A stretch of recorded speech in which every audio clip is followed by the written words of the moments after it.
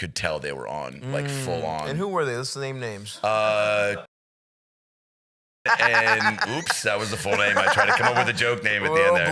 We'll bleep. And Jeff Samsonite. No, Okay. that's the real guy. The guy who fucking started the luggage company? You got it. Wow, the heir to the Samsonite luggage company? Huge cokehead. What do you think all those briefcases were for?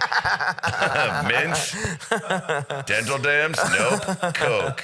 No cocaine for young Adam Ray, huh? Yeah. Nothing. No Coke, but I love a good, I mean, dude, this past week was a lot of drinking. Right, and it's February, and so, you know, so this it's past week. Black History Month, yeah. So I tried this to. This past February, you had a great time.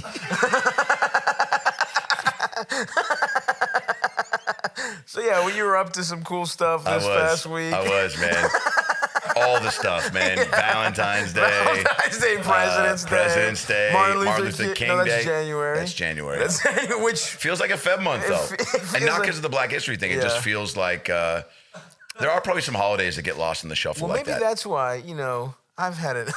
You hear a lot of complaining Black History Month's the shortest month.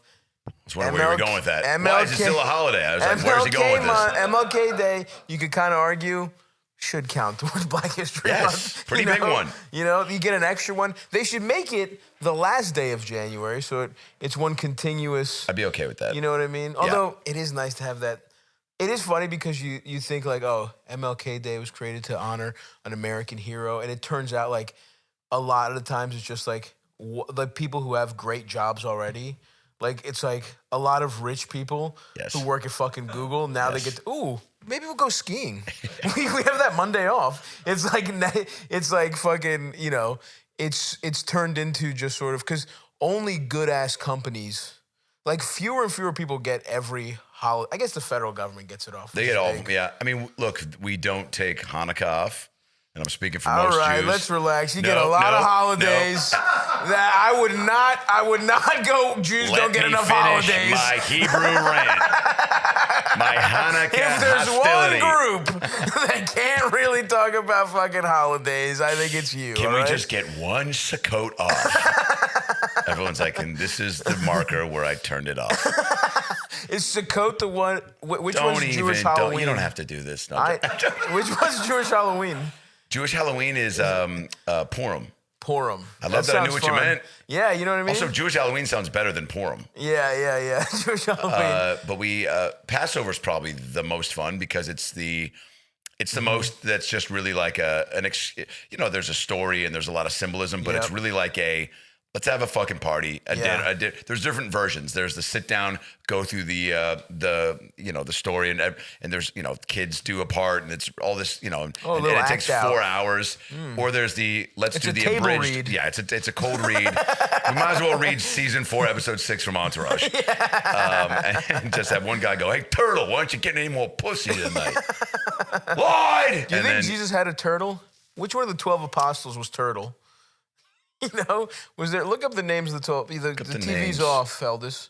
You fucking idiot, dude. You're embarrassing me in front of Adam, Eldis. What are you doing, man? I swear to God. We flew you all the way out here on Southwest Sea Group just so you can fuck up the tube. That's his fault. I told him to set an alarm to check in. It's not my fault he got Sea Group. Bro, and if you get into Sea Group, you might as well just sign up for Narnia.com and make a profile because you are now a member of the bottom of the barrel crew. Sea Group is wild, dude. Sea Group's tough to get by, especially as a fat man. Have you ever had somebody massage your spot where you're like C98 and they come up and they're like, oh, hey, are you C95 or C96? And you're like, hey, Doug, we're both sitting on the fucking wing, man. What are you doing right now? Yeah. At the end, it's like, look, it's a middle seat, man. It's a middle seat, or maybe not even, or you're standby for the next flight. Right. Yeah, but thank God I'm not. God. I'm out of Southwest, thank the Lord. It's now a Burbank to AZ if JSX is too much or unavailable, because it still is so easy. Or Burbank to Vegas, it's 40 minutes, and it's just there's 90 flights a day. But actually, that's not true. Yeah, because we definitely actually did fly Southwest on a lot of weird regional. Yes. Like Detroit to Dallas or some weird shit, you know what I mean? It was one of my first jokes. I talked about buying a airplane ticket while I was super baked. It was probably my second year into smoking weed, and nice, and maybe dude. And first year into stand-up. 40 years old. How old? 4 years old, Yeah. and Dad blew it on my face and said, "I'll see you when you're 22," and not a joke. And no, and he goes, I would go, I got because it was a confirmation code. Where she's like, I'm gonna read back to you. B is in boy, K is in kaleidoscope, P is in Peter. Read it back to me. I go, all right. B is in. That's what I would do in the joke. That's way more laughter than it would get. Yeah. And then I go, K is in the Ku Klux Klan, and then I go, and P is in pneumonia, and then that would get a decent laugh. Sure. And then I would say, I got so baked that I bought a round trip ticket from LAX to Burbank. There we go. And then I didn't know that you couldn't do a regional joke outside of LA. So I went to some festival in Utah and did it. And I remember being like, I'm going to close with this. I'm only doing 7. It's my first fest, but I'm a year in. Dude, festival, a year in? Okay. Comedy festivals, a.k.a. pyramid scheme. Like they would charge you to fucking I don't think I made any money. I think I got a hotel for 4 days. And but no drinks for free. And shout if they out, put shout you out up, to Keith Stubbs and the Rocky Mountain Laugh Off, 2007. Wow, Yeah, they put you up. The Rocky Mountain Laugh Off, dude. Stop flexing on us, dude. I bring you here, you fucking brag right in front of my face. I was also on the season premiere of According to Jim in 2007. Oh, who'd you play in that? The Water Boy. Nice. Dropped 2 bottles of Sparklets during the live taping and delayed things for 45 minutes. I had to walk in with 2 things on my shoulders, and I walked in, and I had to go, hey, Jim. Boy, I was like a good Christian boy, and that Jim Belushi was trying to get Courtney Thorne-Smith. He was writing, like, sexy letters to her from me because their marriage was in shambles. Right. In a sitcom relationship. Yeah, she was hot, too. She was. She was coming from Melrose Place right into Belushi's pants. Wow. And so, and that show, by the way, was on the air for 8 years. Belushi had a nice little check off that. Nice run, dude. And he... I remember I was walking up when I left real quick, and I was like, Jim, I go, thanks, man. It's my first TV gig. Thanks for being cool. He's smoking a stogie because I had like knocked on his door. And in my head, I was like, I'm just going to go say thanks for being cool, man, and knock on the door. By the way, like 4 times because it just didn't open. Should have just taken the hint. Hey, he doesn't want to talk to the guest star, man. Opens the door, and he goes, huh? And so he's on the phone. I go, just to say thanks for making my first date great, man. He goes, all right. So I'm not a dick, just not, in my head, I'm like, you'll invite me in for a cognac. Of course. We'll talk about John. Yeah. Hey, Jim, want to come in? I'm sure this has never happened to you, but I'm a young comedian who wants to talk about your more talented dead brother. Would you like to do that? That's fucking awesome. Still a couple Chewy bars from Crafty if you're looking to tie one off. Wait, no. So then, so I dropped. I had to walk in. Great career though. He's been in Curly Sue. I loved him in fucking Thief. He's so good in Thief. Have you ever seen it? No. Michael Mann? No. Early Michael Mann. Awesome. It's James Caan is playing a thief. Dude, it's a great movie. Okay, cool. If you like Michael Mann, you'd like it. Put it in the queue. Belushi's in there. Yeah, Belushi's great. Michael Mann's great. Didn't Michael Mann do the new Turtles? No. No, that was Michael Bay. How often does that happen? Michael Bay and Michael Mann, constantly confused. Michael Mann. I'm going to host that show. Bay. Michael or Michael? We take all right, here, real quick game. Quick. Rank who you think the most famous Michaels are. I want 5. In no particular order. Give me 5 of the most famous Michaels. Jackson Jordan, right off the bat. Great. In 1 and 2. Yeah, you Still can rank might those. be Tyson. Wow. Especially after his impressive... He's in the zeitgeist that now happened, at this point, 3 months ago, 4 months ago, something like that. But it's still hanging on here in February as it's still on the tip of everyone's lips. I heard he's going to fight Orlando Jones, the old 7-Up guy, next. Yeah. Isn't that his name? Yeah, okay, I good. believe so, yes. Okay, that's 3 mics right off the fucking bat. Could throw a few your way if you're who else do we I'm trying to think of actors. I mean, Keaton, maybe, but I mean, these was a big drop off in terms. And I love Michael Keaton, but these are 3 of the most famous guys. Sound of like all you time. do because you're not willing to put them on a list of 5. Are we talking about who we like or who we think is the most famous? You're right. I said top 5 mics of all time. All right. I was Rappaport it? No. Rappaport. Okay, Keaton before Rappaport. It's the name of my memoir, actually. Keaton before Rappaport. Michael McDonald. Yeah. Bolton? Bolton. Wow. I'd go McDonald before Bolton. Yeah. Which is the follow-up to But Keaton Bolton before had Rappaport. had a higher peak, maybe. This is awesome podcasting, and I love it. By the way, I'm not saying Sorry that to if change. I took us down a road that is a little dusty, but I want to be very clear. I am going to keep us on this road. Okay, great. Because I need to know. And by the way, don't look it up, Eldis. We're going to do this the old-fashioned way. Michaels. Okay. You don't got to tell me to not pull up something in time. That's true. That's what you're best at. Your best producing skill, not jumping on it and moving the show real along. sidebar, what's a better song to nice try. to get slippery with? Taking it to the streets or butterfly kisses. Taking it to the streets. Yeah, Now that's the correct answer. Let's stay on task. Now, if it's just Michaels and it doesn't have to be real guys, I would argue Michael Corleone is more famous of a concept as a guy. Can they be fictional? Because if so, I'm going Michael Corleone. And if we're And then going we fictional Michaels, I'm going to have to throw Michael's Arts and Crafts in there. And I'm not sponsored by him yet. Bing. Well, I don't know, ding noise. Okay. Yeah, that's not bad. Okay, so that's the 5. The actor one, there's probably way more than we're even thinking about. Elders, look up 5 most famous Michaels. Oh my God, here we go. I got one for you. Let's go. J. Fox. Michael J. Fox. Good one. I went and saw the Back to the Future musical, The Story Gets Better, about a month and a half ago. And it made me go back and watch the movie. And man, he's awesome. Just one of the best, dude. And then it made me want to go, I should watch Life with Mikey. Then I should watch Greed. Did you ever see that? I've never seen Greed. It's a wild 80s movie that's one of those like big ensemble cast. I want to say like Amanda Pizza. It's just a lot of bangers. They're all basically, Phil Hartman, I believe, is in it. And they're all fighting over the grandpa that's about to die and leave a ton of money. And so it's all that like sounds fun. Wild, crazy family. It's like Rat Race, but you seen Rat Race? Love Rat Race. It's like Rat Race, but they're fighting over grandpa's money. Love it. Yeah. But no Seth Green or Mr. Bean. Okay, well then you lost me. No, Mr. Bean. I love Rat Race. He's just doing Mr. Bean. Yeah. It's like, but it's not a Mr. Bean movie. No. That should not. Oh, Michael Phelps. I'm a fucking piece Michael of Douglas, shit. that was a huge oversight. Yeah, it is. I can't believe you left me off the list. By the way, never tried a Michael Douglas before. That wasn't bad. Fresh, coming in, taking a 3, no warm up. That's not bad, dude. Okay, here we go. Caine, yeah. Michael Schumacher. Maybe not for us, but in the world, Yeah. probably.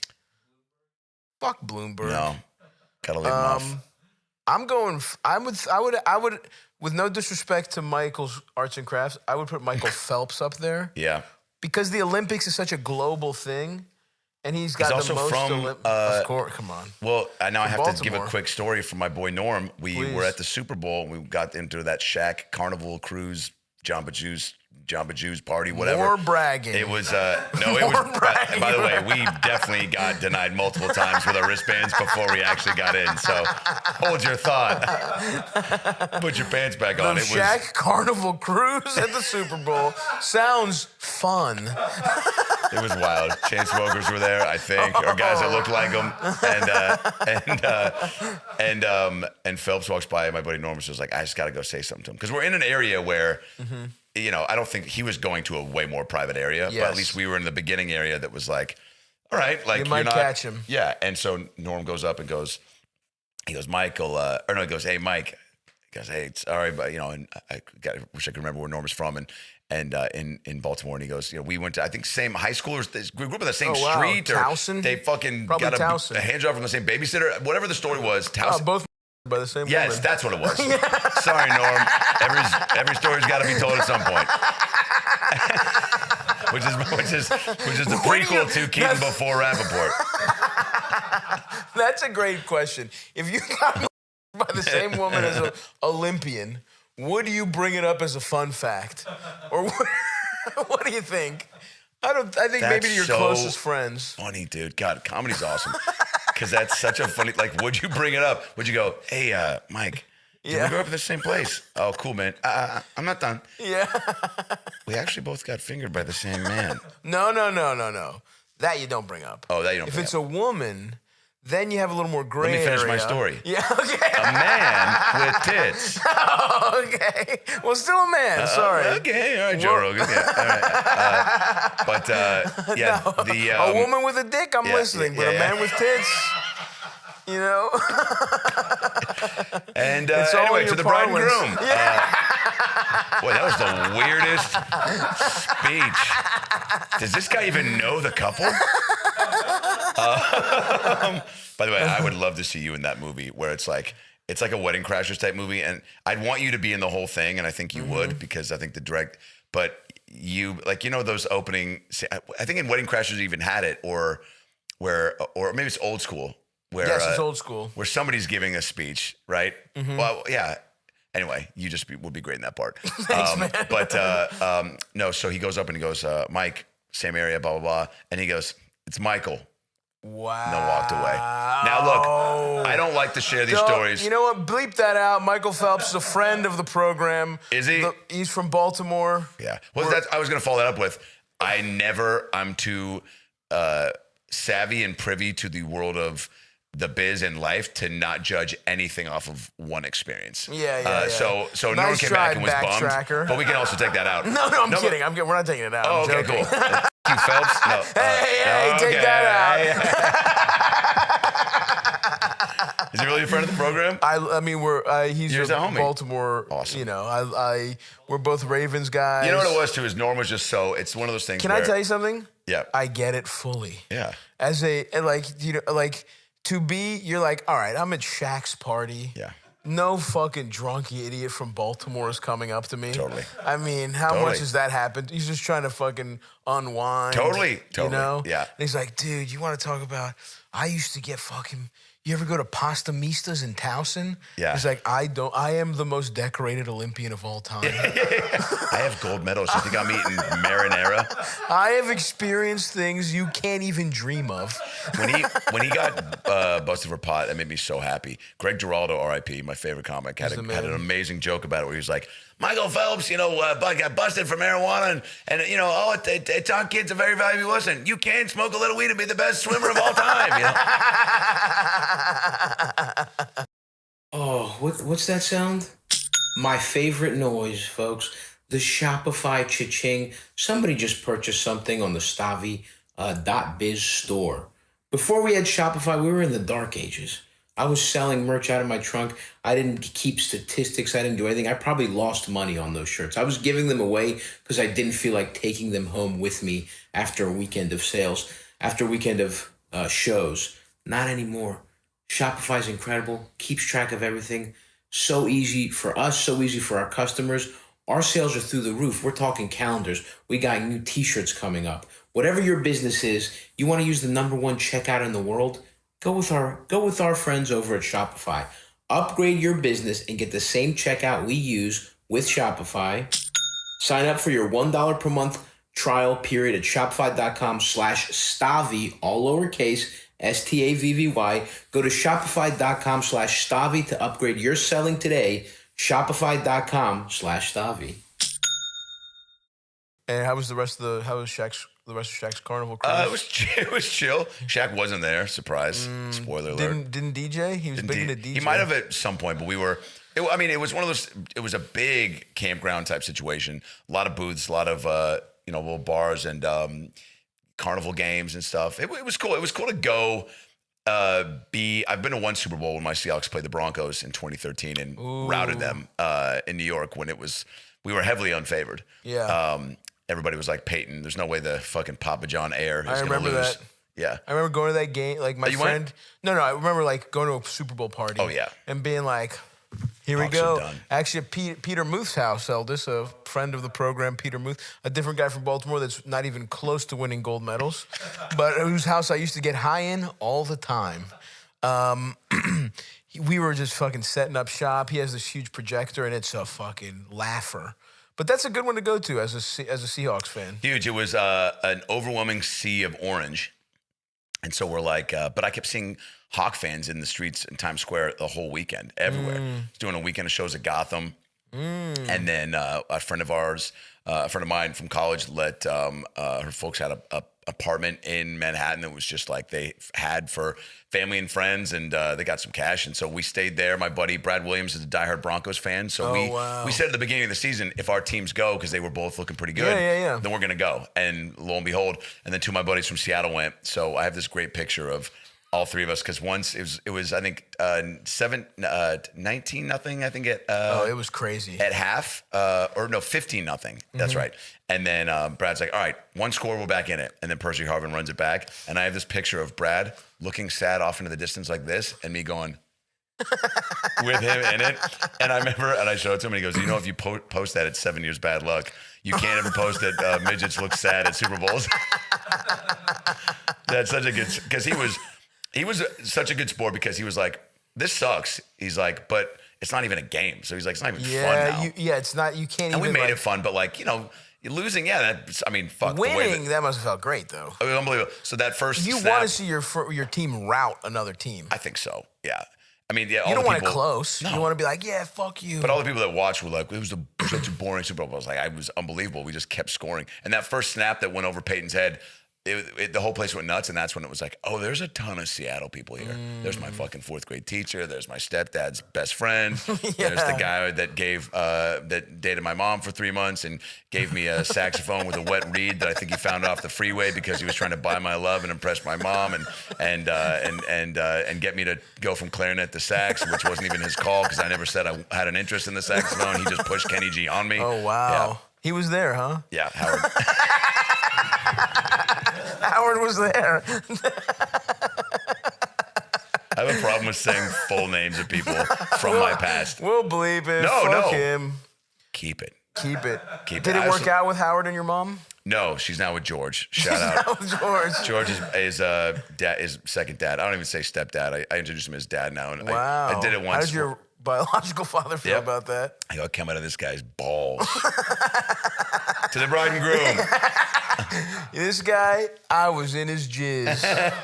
Like, that's not true, Adam. Can you imagine your kid getting to that point to where, like, you know, maybe if we have kids, like your son wants to be a comedian and like that's his style of humor, and you're out and about and you're like, I do like that he's like always throwing darts. He's always putting up shots, but he's just bad at reading the room.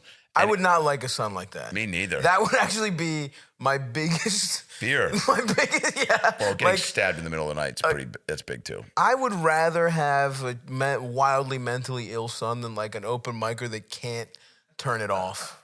That to me would hurt me. Like if my son had to be hospitalized, I'd be like, well, fucking, we're gonna get you on the right meds, dude. Yeah. We're gonna figure this out. But if he's in the green room and he's doing his act to other comedians, pretending it's just something he thought of, I would be like, you are not my son. Get a real job, quit comedy, or you're not allowed to come to fucking Thanksgiving. We'll be right back. You're not allowed to come to Thanksgiving that is also like, man. And he's like, but I live with you. Well, no, you not don't. On that day. Legitimately, no, you don't. Legitimately, you don't. That is funny. What kind of child? I'm obviously joking. You come to Thanksgiving, whatever. Sure. But that is literally the biggest nightmare scenario. Like we all have our own. Like the way an old school immigrant dad doesn't want like a gay artist. Right. You know what I mean? Like like a sandwich artist or like a. Yeah, I would say any kind. Yeah, you can be gay, but not work at Subway. Yeah. Who was that? Anyway, you get the point. I thought this and I thought that, and I just met in the middle for neither one. Nothing wrong with that, dude. It's okay. But yeah, they don't want a gay artist, but... Well, you know what I'm saying? Like, there's different versions of what would disappoint you the most? Yeah. Like the classic internet thing of gay son, thought daughter. Right. Neither one of those would bother me. I would love a gay son. Fuck yeah. My daughter's throwing it around. Good for her. I don't fucking care as long as she's being treated well. You know what I mean? Daughter. What do you mean by that? Thought, as in like a slut. Oh right, gotcha. You know what I mean? Like I have heard that term, but I guess I didn't know the def. Yes. It means slutty daughter. Thought. Thought, yes, means kind of like. I was thinking it meant like thick and stout, like maybe like a butch. No. It's very bizarre because the actual etymology is that hoe over there. It's an acronym that just became its own word. Very interesting linguistic phenomenon. But anyway, having said that, that wouldn't bother. Neither one of those would bother me. Okay, cool. In fact, I would love a gay child in our family. I would love if you had a gay son, Eldis. I would love if, someone like a fun little gay guy. Yeah. Awesome. Dancing, right? singing, doing magic. Yeah. Always, just keeping you up to date on like the latest tea and goss. But the second he starts doing open mics, Down. Gay or straight, you're out. yeah. But again, I don't see color, but I do hear bad punchlines. and just not being able to turn it off. That's the worst guy of all time. Man, we all know those guys. There's still those guys. That's what I mean, man. Where was I recently? In Florida, a kid I like do a guest spot that just hit me up online and you're the greatest guy of all time, dude. I do that all the time, dude. I do it. I do it too much. You have to stop doing that. I know. This is not an intervention for you, dude. We're not even doing a podcast. I've heard you did this, and I wanted to bring it up slowly. And now it's like, all right, Adam. Yeah, I mean, I'm open to change. No more opening your DM requests and being like, I'm a huge fan. I've been doing comedy 3.5 months. Sometimes it's 3.5 minutes. Yeah. And I'm like, you ready? Come to the DC Improv tonight. Oh, wow. You're hosting and featuring. Great club. Great club. I did a weekend there once, and we closed it out. Obviously, staff is great, legendary club, good hang after if you're into that. Sometimes just staying in the green room and hotboxing that for 3-4 hours. Sure. One night, Shout out to Antoine. Shout out to Antoine, man. We sat in the main showroom though and put on Mitch Hedberg's album they recorded there. That's and awesome. Hotboxed the main room with cocktails. And it was awesome. That's awesome. And I had somehow brought it up because I was talking about when I first, I'd say a year before I started stand-up in 07 and 06, I was driving from LA. I went to school out here. So I'd drive to Laughlin, Nevada, where my dad was living, working at the VA clinic. And I went to Amoeba Music and bought just a bunch of comedy CDs to listen to. Because I was like, I think I want to do this. But I was into it as a fan. Yeah. And then I don't know if it remember was that. like, I was in that same zone. Yeah. I don't know if I was doing it to study or whatever. I just was like, I want to just listen to a bunch. And that was kind of my, intro into getting some enthusiasm for it. And I had, a Seinfeld's thing, and then Ray Romano's Carnegie Hall one, Robin Williams, Geraldo, obviously, a Regan one, a Gaffigan one, a bunch of David Cross ones. Bigger and blacker. Yep. Yes. Cat Williams one. And then who was I just talking about? Oh, a Sinbad one, by the way, who's unbelievable. Hedberg, you're talking about Hedberg. And Hedberg was one. And it was that one from DC. And so then we brought it up and he was like, let's put it on. And I was like, I didn't even fucking think of that. It was just a cool comedy thing to go. Yeah. Like you forget that. And also, once you get to your headlines, your weekend, you have a little bit more. And not that it's like, whoa, I can't believe he got to decide what to put on the fucking CD player. Whoa. Hey, you guys wait till your headline. CD. Wow, this guy did an hour of stand-up twice. And you know what he wanted to do? Throw on more stand-up with the wait staff who was just trying to get home. Like, we can throw it on at him. You play your cards right, you too can piss off a whole bunch of people that works hard for you for not as much money. No, I'm sure they were having a great time. No, they were. I'm pretty good about. No, I'm fucking with you. You're the greatest guy of all time. They had a good time. Relax. Don't fucking Shut start. the cameras off. Don't have a fucking panic attack, man. Pod's going good. I was fully kidding. I know. Coke. I literally know Get that him a wait briefcase. staff. Call Sam tonight. They all had a great time. Oh my god, dude. That's fucking. So okay, we've made a couple allusions. So what is the family situation? Your dad's at the VA clinic. My dad was there. My dad was a doctor. He was a cardiovascular surgeon when I was young. Oh wow. And then he and my mom split, and then he stopped doing that. He started with his new family. They moved to Kwajalein off the South Pacific, and then they moved to Taos, New Mexico, then Chelan, Washington, then Arizona. Was he in the Army? Now with Pauly Shore, yeah. And he was he like a fucking? No, he was a doctor for the. I mean, open heart surgeon, right? So he was balling with that. So he could swing his dick around and go wherever he wanted, basically. Pretty much, yeah. And then which was away from you, it sounds like. Yes. Yes. So I never got taught how to do that because he was gone. because I heard of the South Pacific and his new family, which is a wild phrase for a fucking divorce. Not if you were raised in Lake Forest Park, Washington. Is that the move? A lot of dads are like, all right, mulligan. I'm calling this one a mulligan. Gonna get a 10 years younger wife and maybe a slightly less fat son. Oh my God. Yeah, he upgraded for sure on that front. Because I have seen you were a chubby boy, which I love. Oh man, I just, and that kid never goes away. But yeah, I was, what picture did you see? The one with me and Kendall Gill? Sideline of the Sonics game? There's a picture, if you look it up. Adam Ray, Kendall Gill, and my mom, she was like, Dad's gone, let's go to the Sonics game. I was like, great, swap. And we go down early to watch the pregame, the warm-ups. There it is, first one. I look like a lesbian. Oh my God, I haven't seen this one. I'm wearing a Venice Beach pullover. You look like Jimmy Kimmel's lesbian daughter. Yeah, that's Sharon Kimmel. Wait, scroll down to the hands. Scroll down to the hands. He's holding your index finger. What the fuck kind of grasp is that? Yo, people have photoshopped that with prom backgrounds for the last 5 years. That's awesome. What a good guy Kendall Gill is, huh? Oh, a buddy of mine got a cameo from me for my birthday last year, and then sent him the picture, and he's commented on it a few times. That's awesome. And he's like, just with wow, wow, and then it's like, take this down. Yeah, take this down. Somebody call Tag Zuckerberg, take this down. But yeah, so your lips are glistening too. That's interesting. Yeah, that's Burt's Beeswax. I don't know. The light is hitting them just right.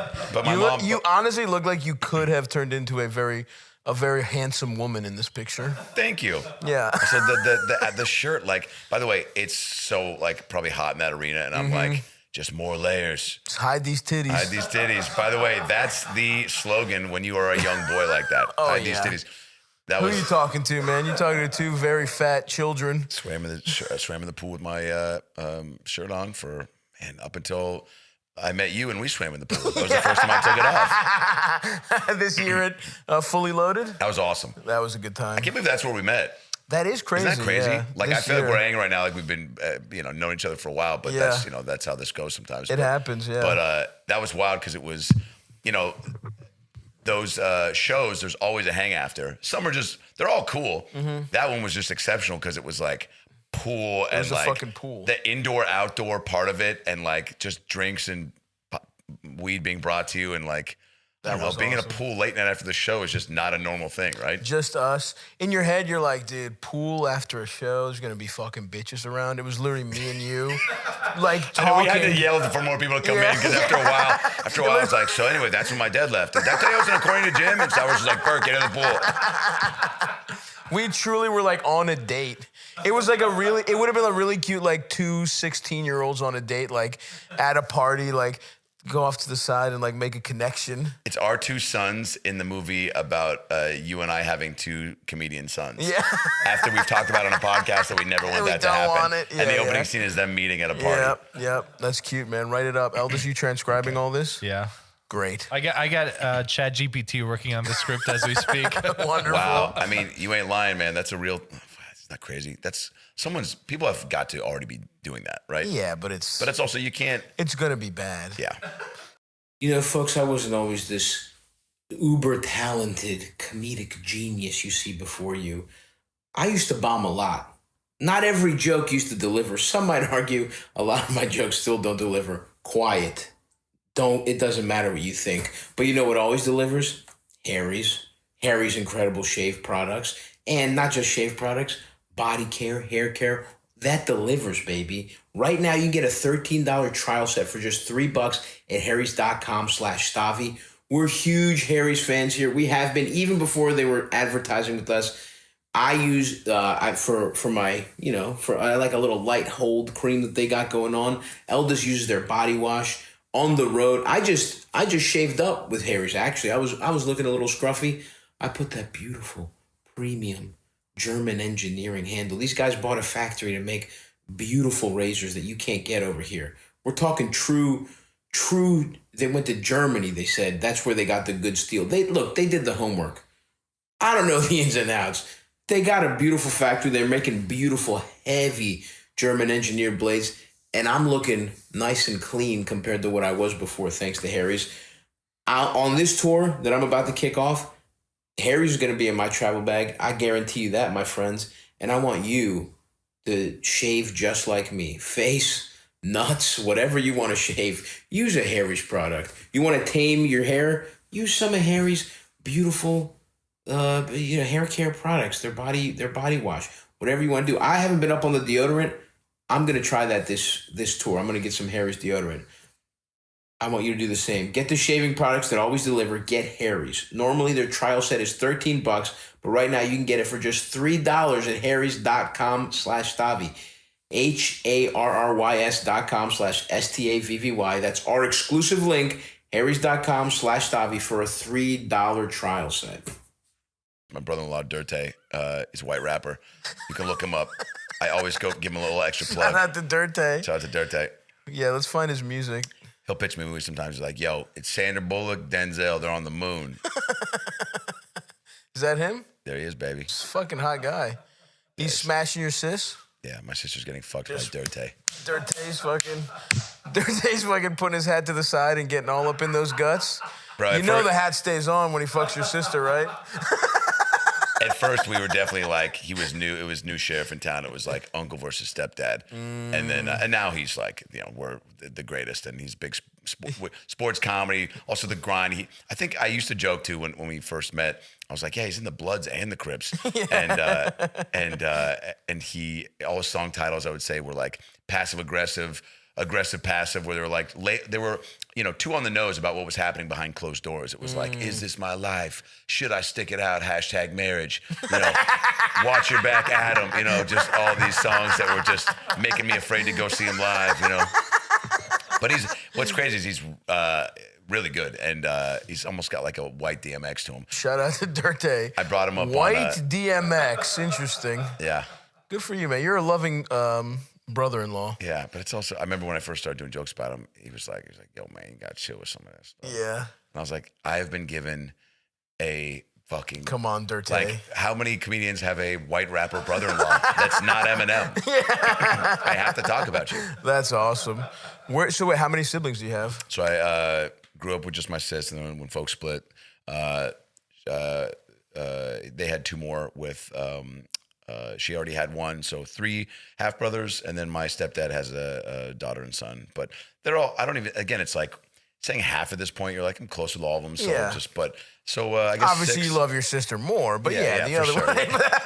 Obviously, look, one, there's a guy, he's going to shoot everybody. You can like dive in front of one person. So it's the Dumb and Dumber. Okay, kill him. She touched my leg. We played in the snow. Bro, that might be that. There's so many quotable lines in that movie, but that one is like just the fucking how quickly Jim Carrey. Yeah, kill him. Kill him, dude. I mean, they turn on each other. That movie's the best. It's my favorite movie of all time. That's a very good choice. I love you. I went around saying that for a bit, and then people were like, drama or comedy? And then the first time that follow-up was thrown my way, I go, yeah. I'm gonna pick one. Good for you. I was tired of being in conversations at parties where people were like, "What's your favorite movie?" And I was like, "Yeah, have you seen As Good as It Gets with Greg Kinnear?" As Good as It Gets.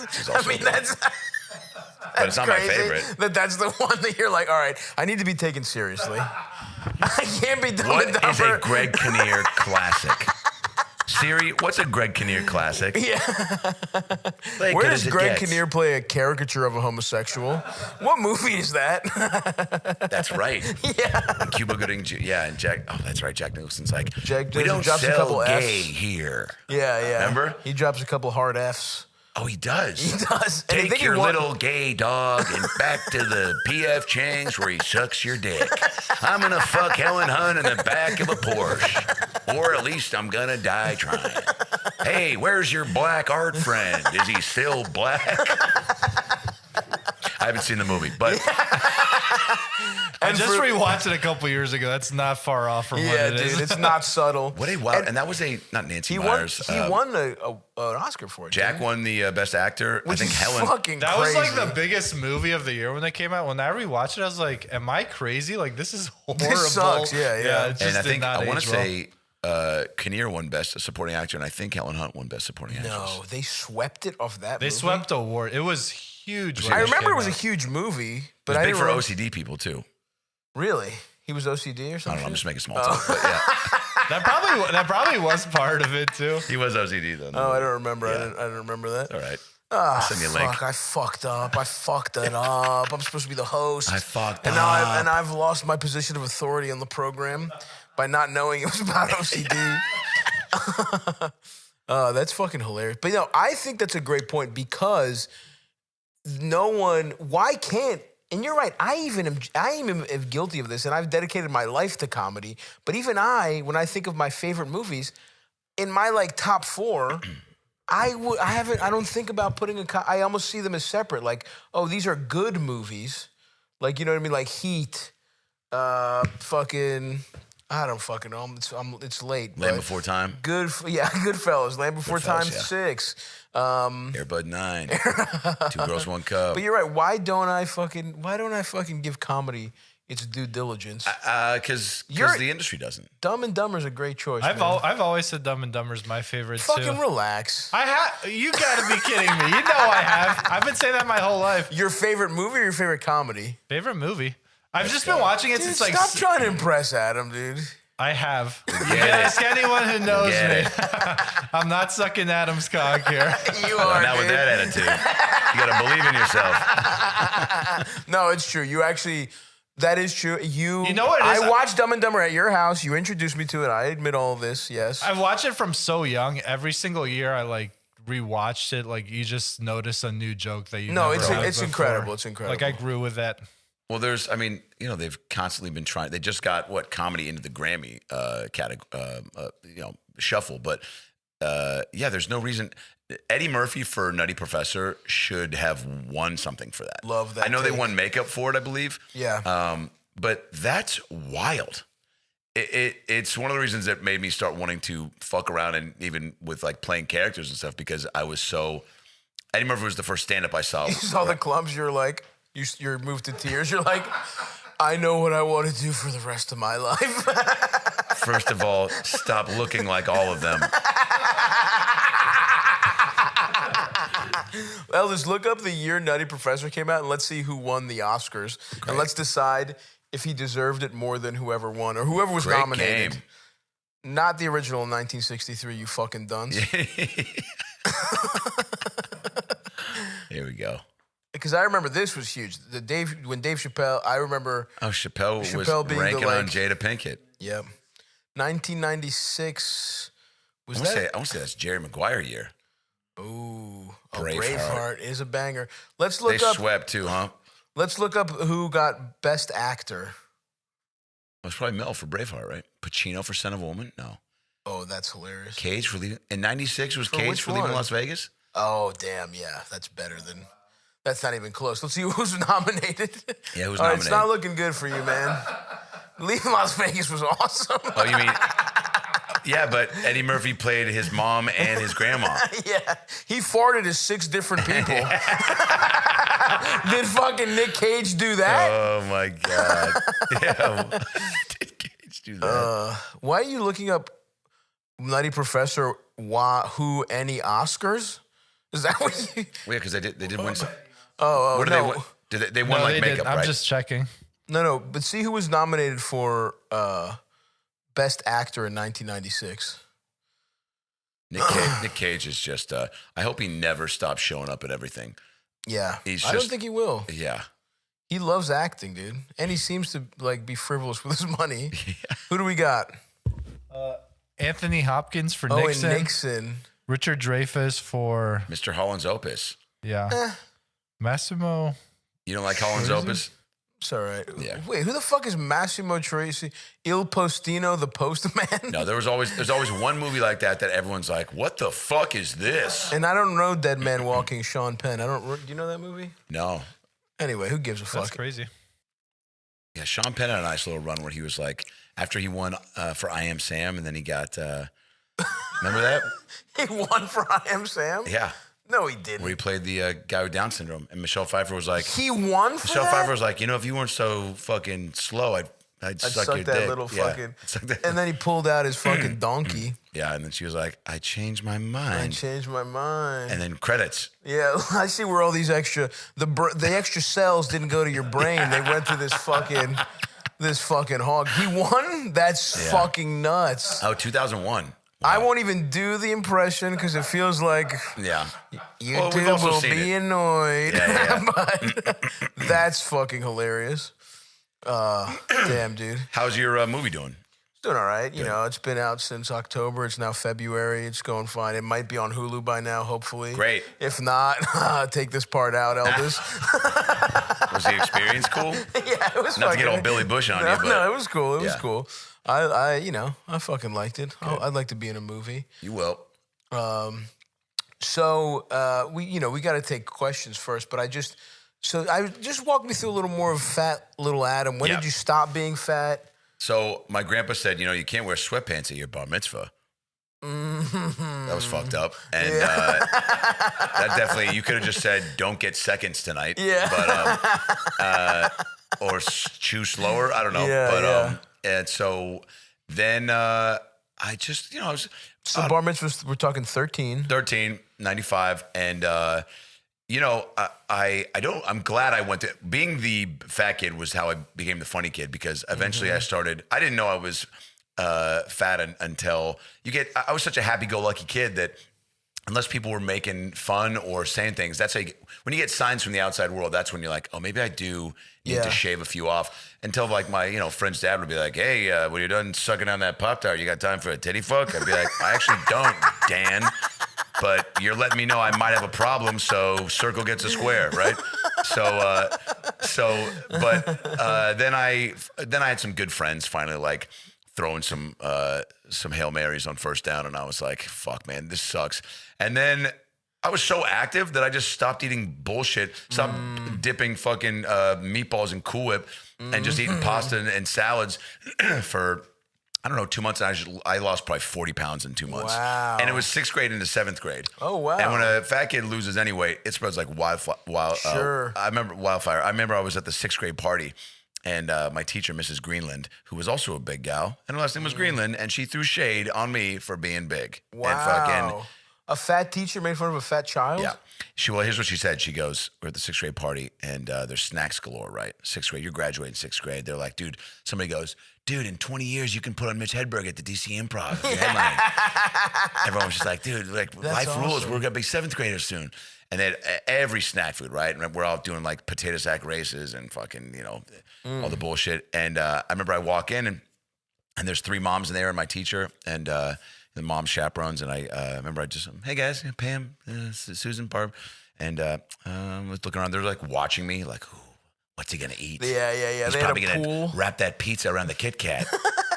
And I'm just like, and then I kind of pick up a celery stick, and I hear them go, and I was like, and then Miss Greenland goes, I'll never forget this. What a wild thing to say. But Ray, there's pizza right there. I'm not even joking, dude.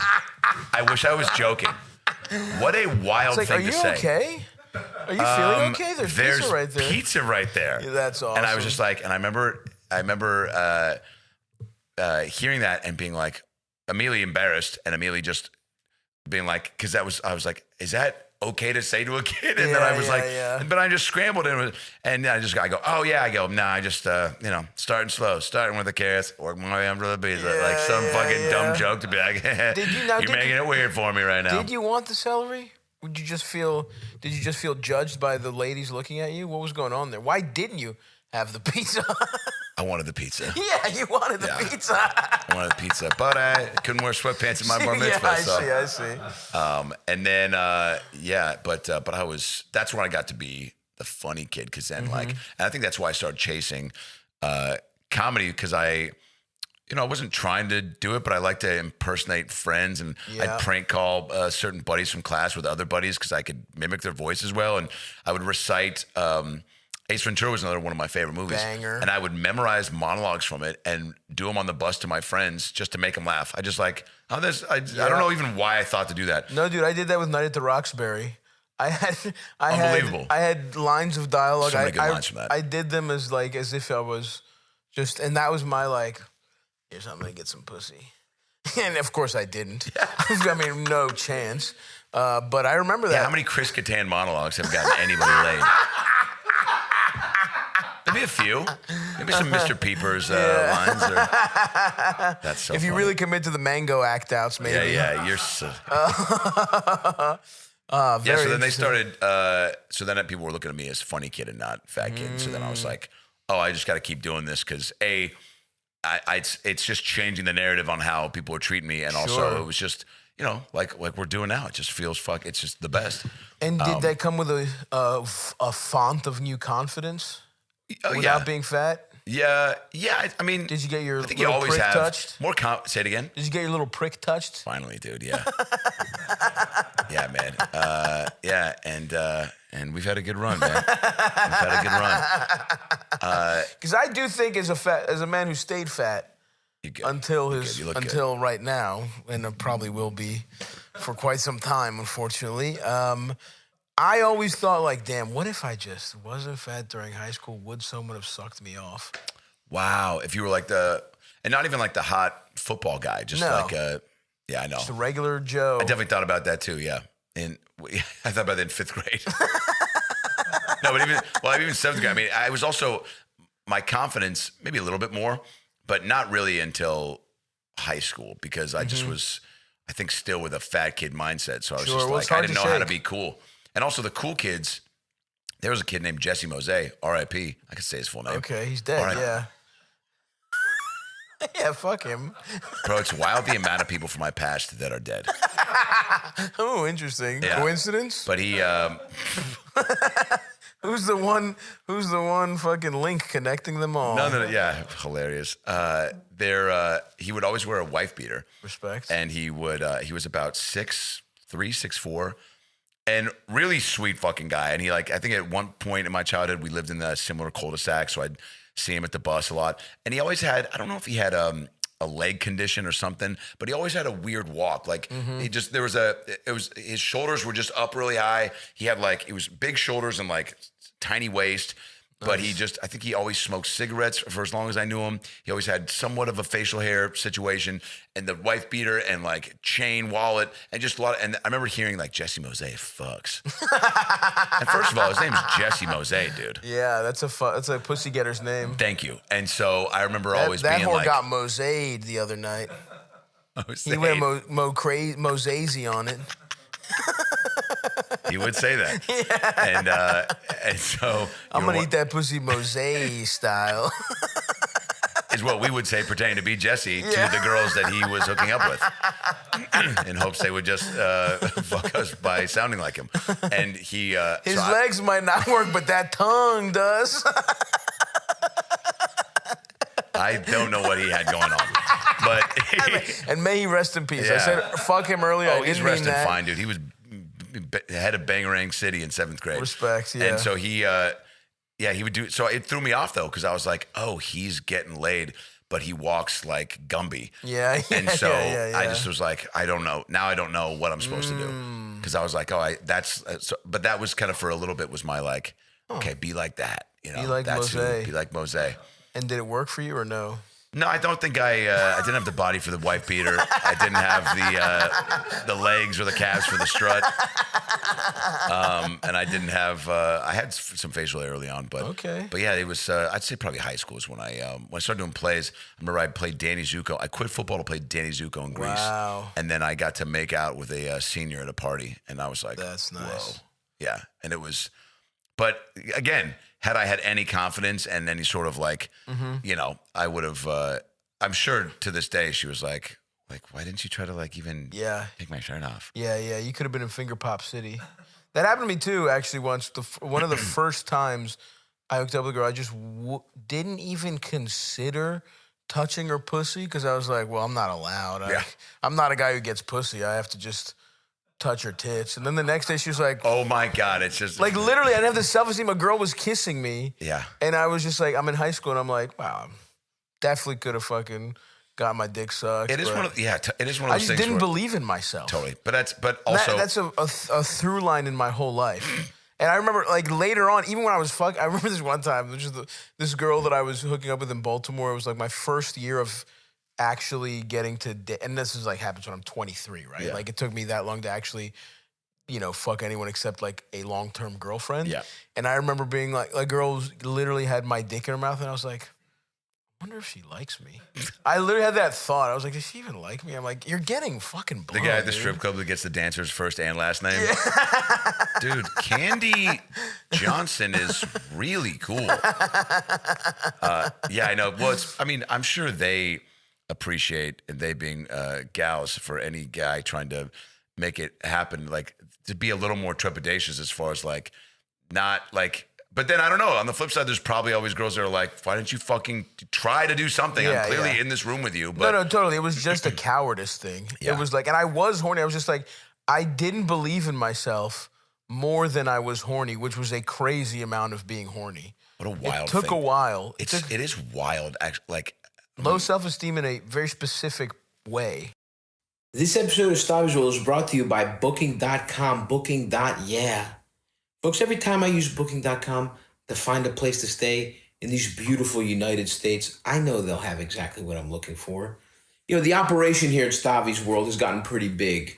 I have a friend of mine that helps me book all my travel, but I was once a one-man band, and I was on Booking.com constantly. I was doing these little tours. I would just get in my horrible car, drive from city to city, and with Booking.com, I would find nice, affordable hotels or vacation spots that worked for me near where I was performing. It was always great, and it wasn't just business.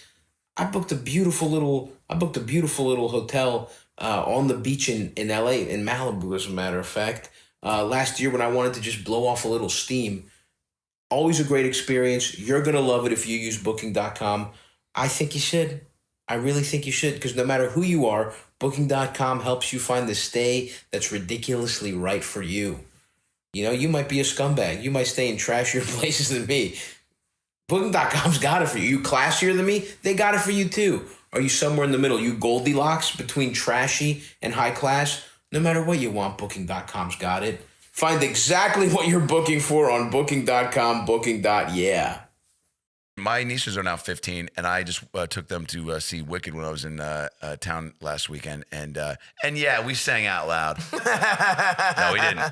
One person did, and somebody said "shut up" about four rows back, and it was awesome. Not very loud, but just like shut up. That's fucking crazy. I mean, it's been in theaters for a while, and you just took them to see it. It is February after all, but yeah, I guess well, you don't still love in your theaters. nieces that much. It's still in theaters, and by theaters I meant all right. So I have this like friend that's got a screening room. His name's Diddy, and he invited us over for a movie night. Basically, Wow.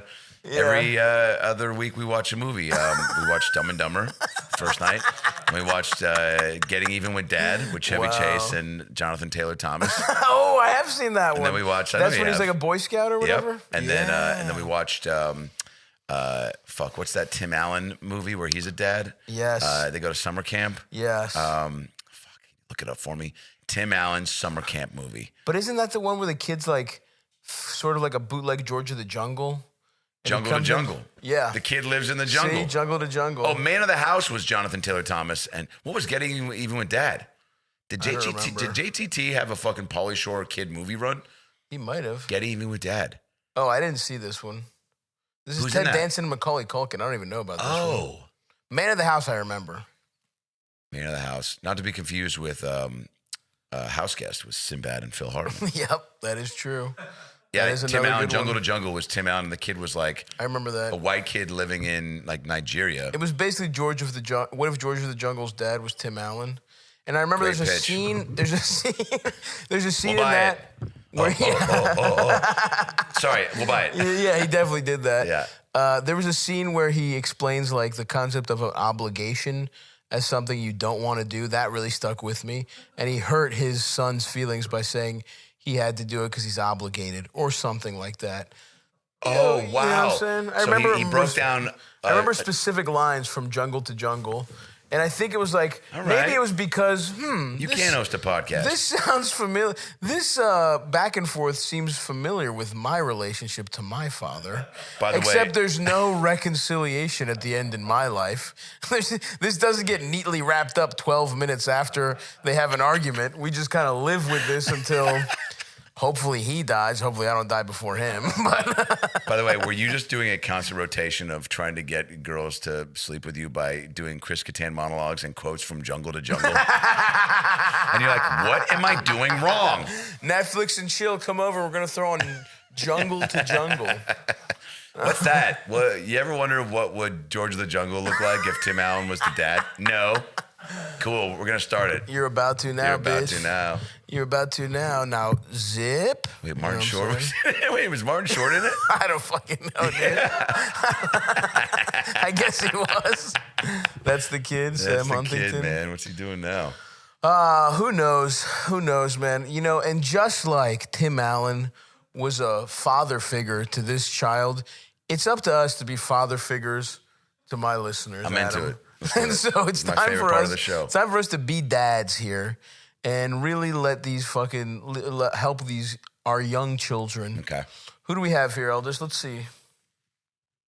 Hey, Stabby. I got a bit of a weird one here. Damn. So my grandfather passed away in October of last year. He was my mom's dad, 93.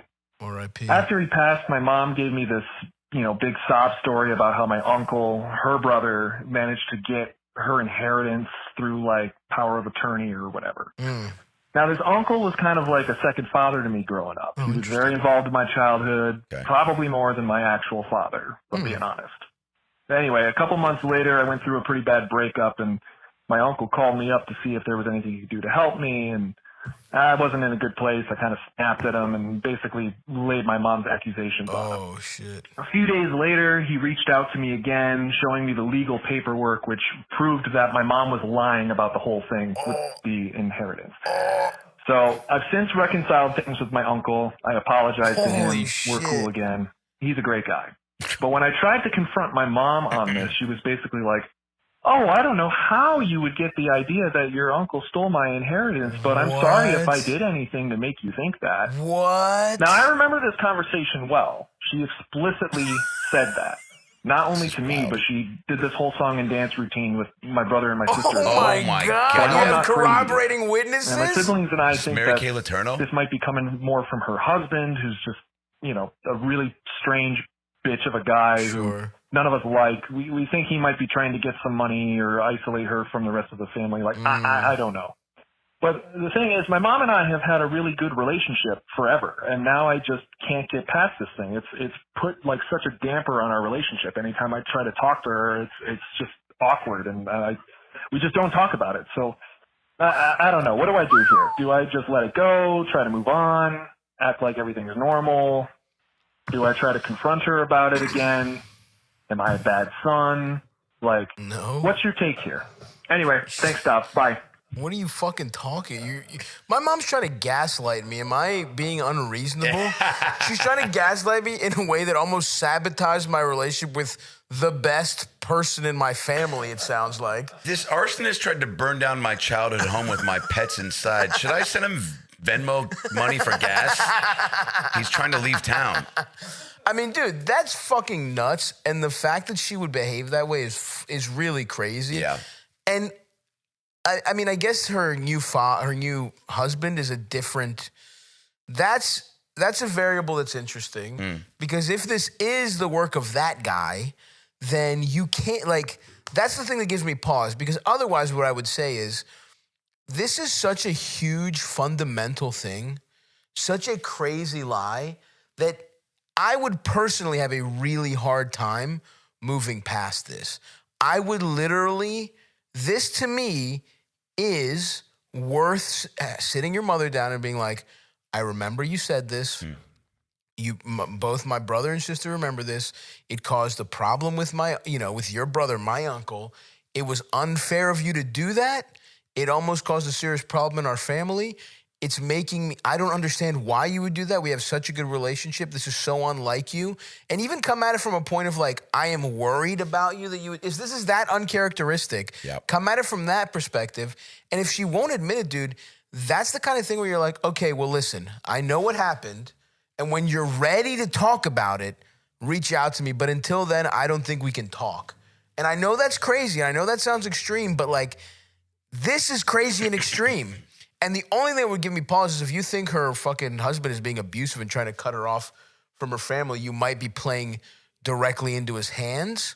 But you still have to have the conversation and at least let it play out a little bit. Right. You know what I mean? Like, I don't know. That's what it sounds like to me. I had a big problem in my family with like, there was a lot of like pretending shit was okay or pretending things weren't problems. And what's really helped us all have a better relationship is like, I really had those tough conversations. I was like, I'm not pretending this shit anymore. Yeah. Like, we can talk when you admit what has happened. And I will say it was very difficult. And I've been open about it on the show. Like, I had a tough relationship with my dad, and we didn't speak for years, but we reconciled after we had real conversations. And we're better off for it now. We have an actual... And your mom, this sounds like a different thing, though. This sounds like one strange thing that I would try and get to the bottom of. But you can't be living in a fucking lie. You don't want those closest to you fucking gaslighting you. She has to admit what's going on here, I think, she personally. Won't. Yeah. And I missed maybe one detail. So new boyfriend is involved. We don't even know if it's new boyfriend or her husband. Her new husband. Her new husband. Yeah. But we don't know how new the is. guy And he is. didn't really specify how that guy or if he's involved, but it sounds like he's just kind of a dickhead in general. And yeah. Just got some bad backup. vibes. Yeah.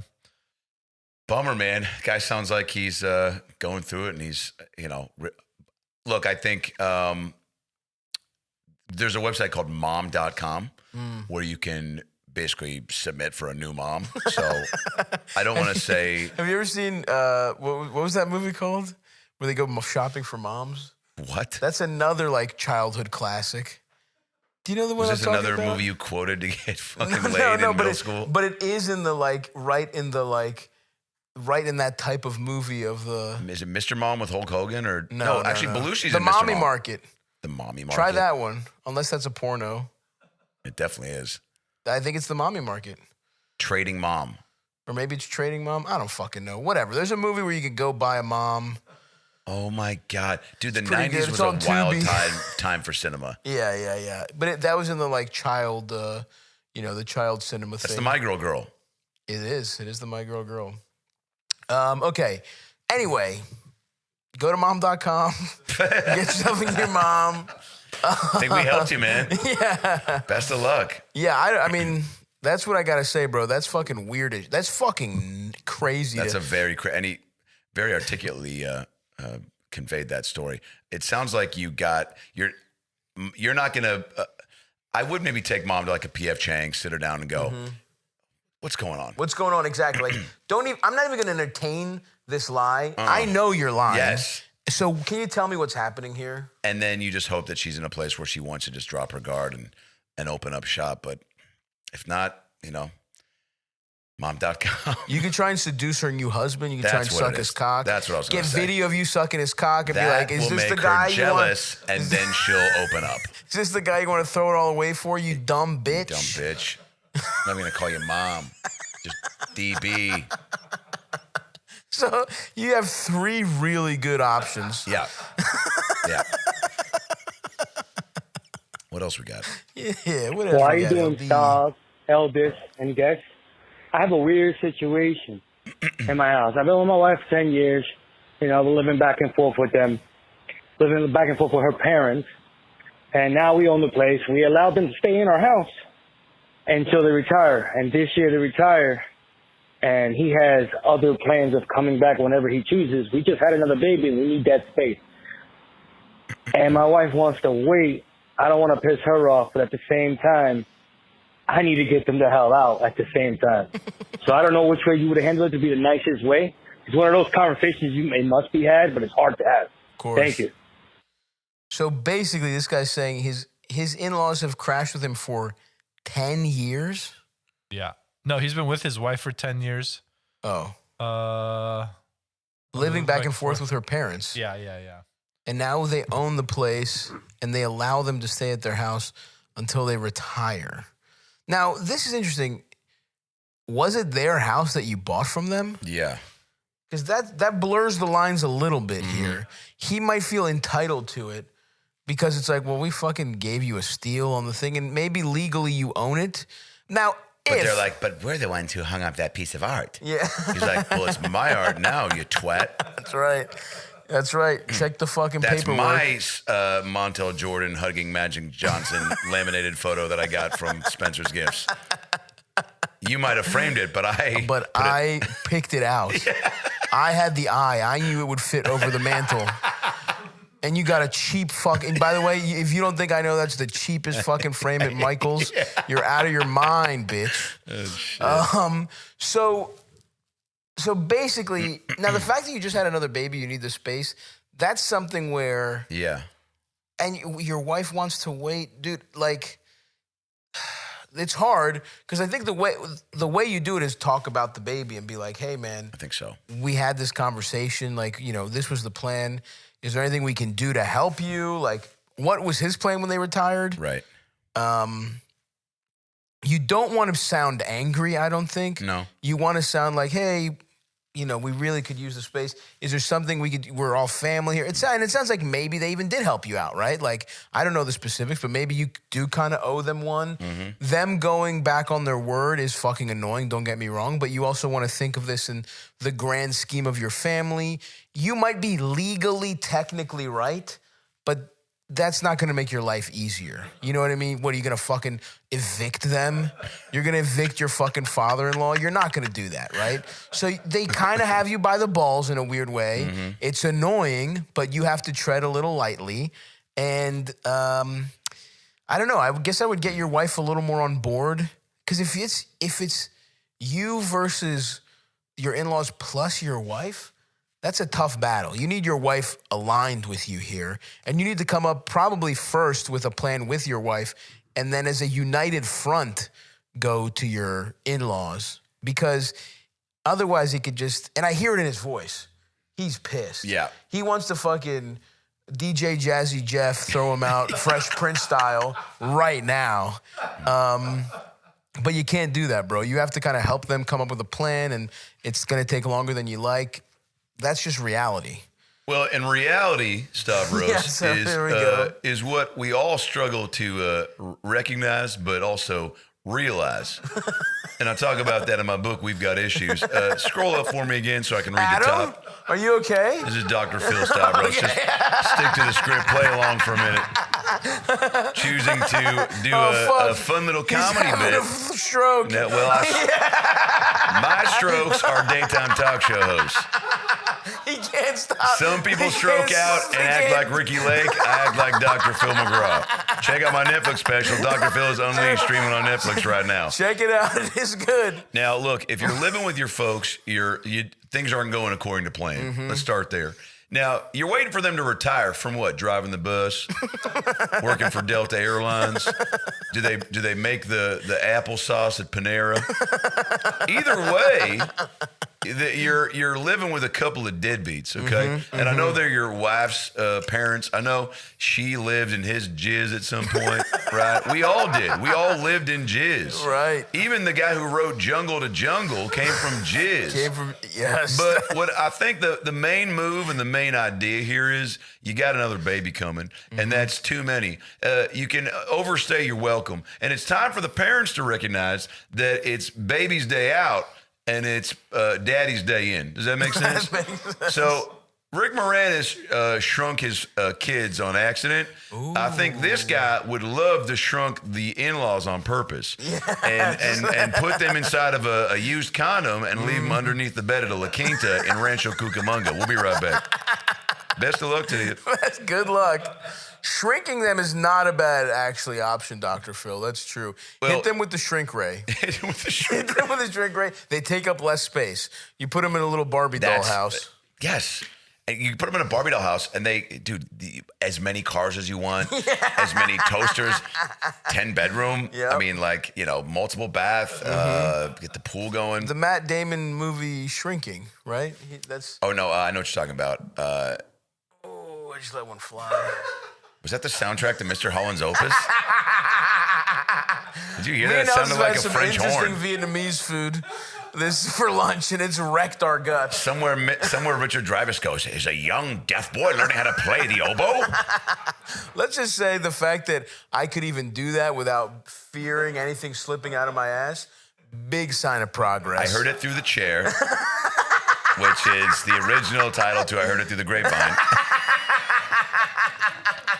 But also, that sounded like downsizing. Yeah. It's not shrinking. The Matt Damon it's movie. Called downsizing. Where he gets...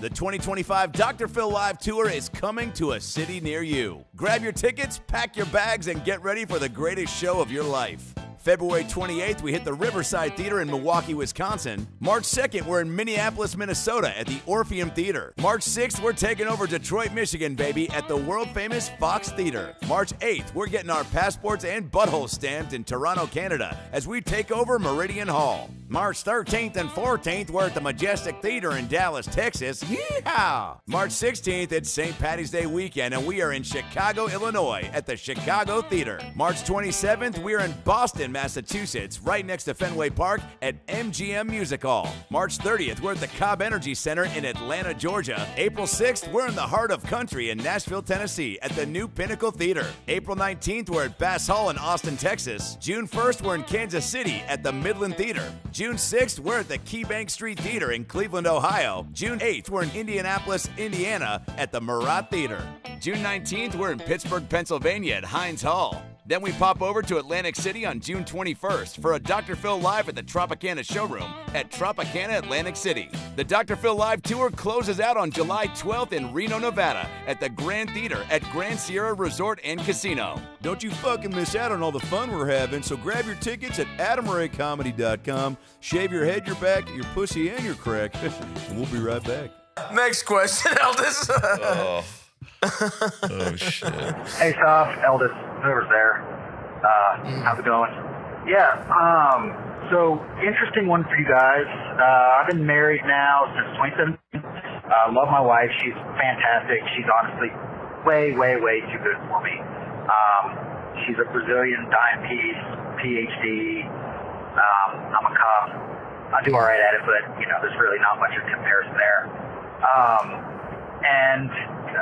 Early in our relationship, I probably pushed the limits, and I'll be honestly also straightforward before I go into the story. This is 1,000% hypocritical. Like, no ifs, ands, or buts. I know. He's saying he's getting to it, but he's saying what he's about to say is hypocritical. Okay. Early on in his relationship, and he's going to go into it. Being a hypocrite, I just want maybe some advice on how to cope with this. So, so my wife and I have been dating, what is this, like 8 years now, 7 years almost, since 2017.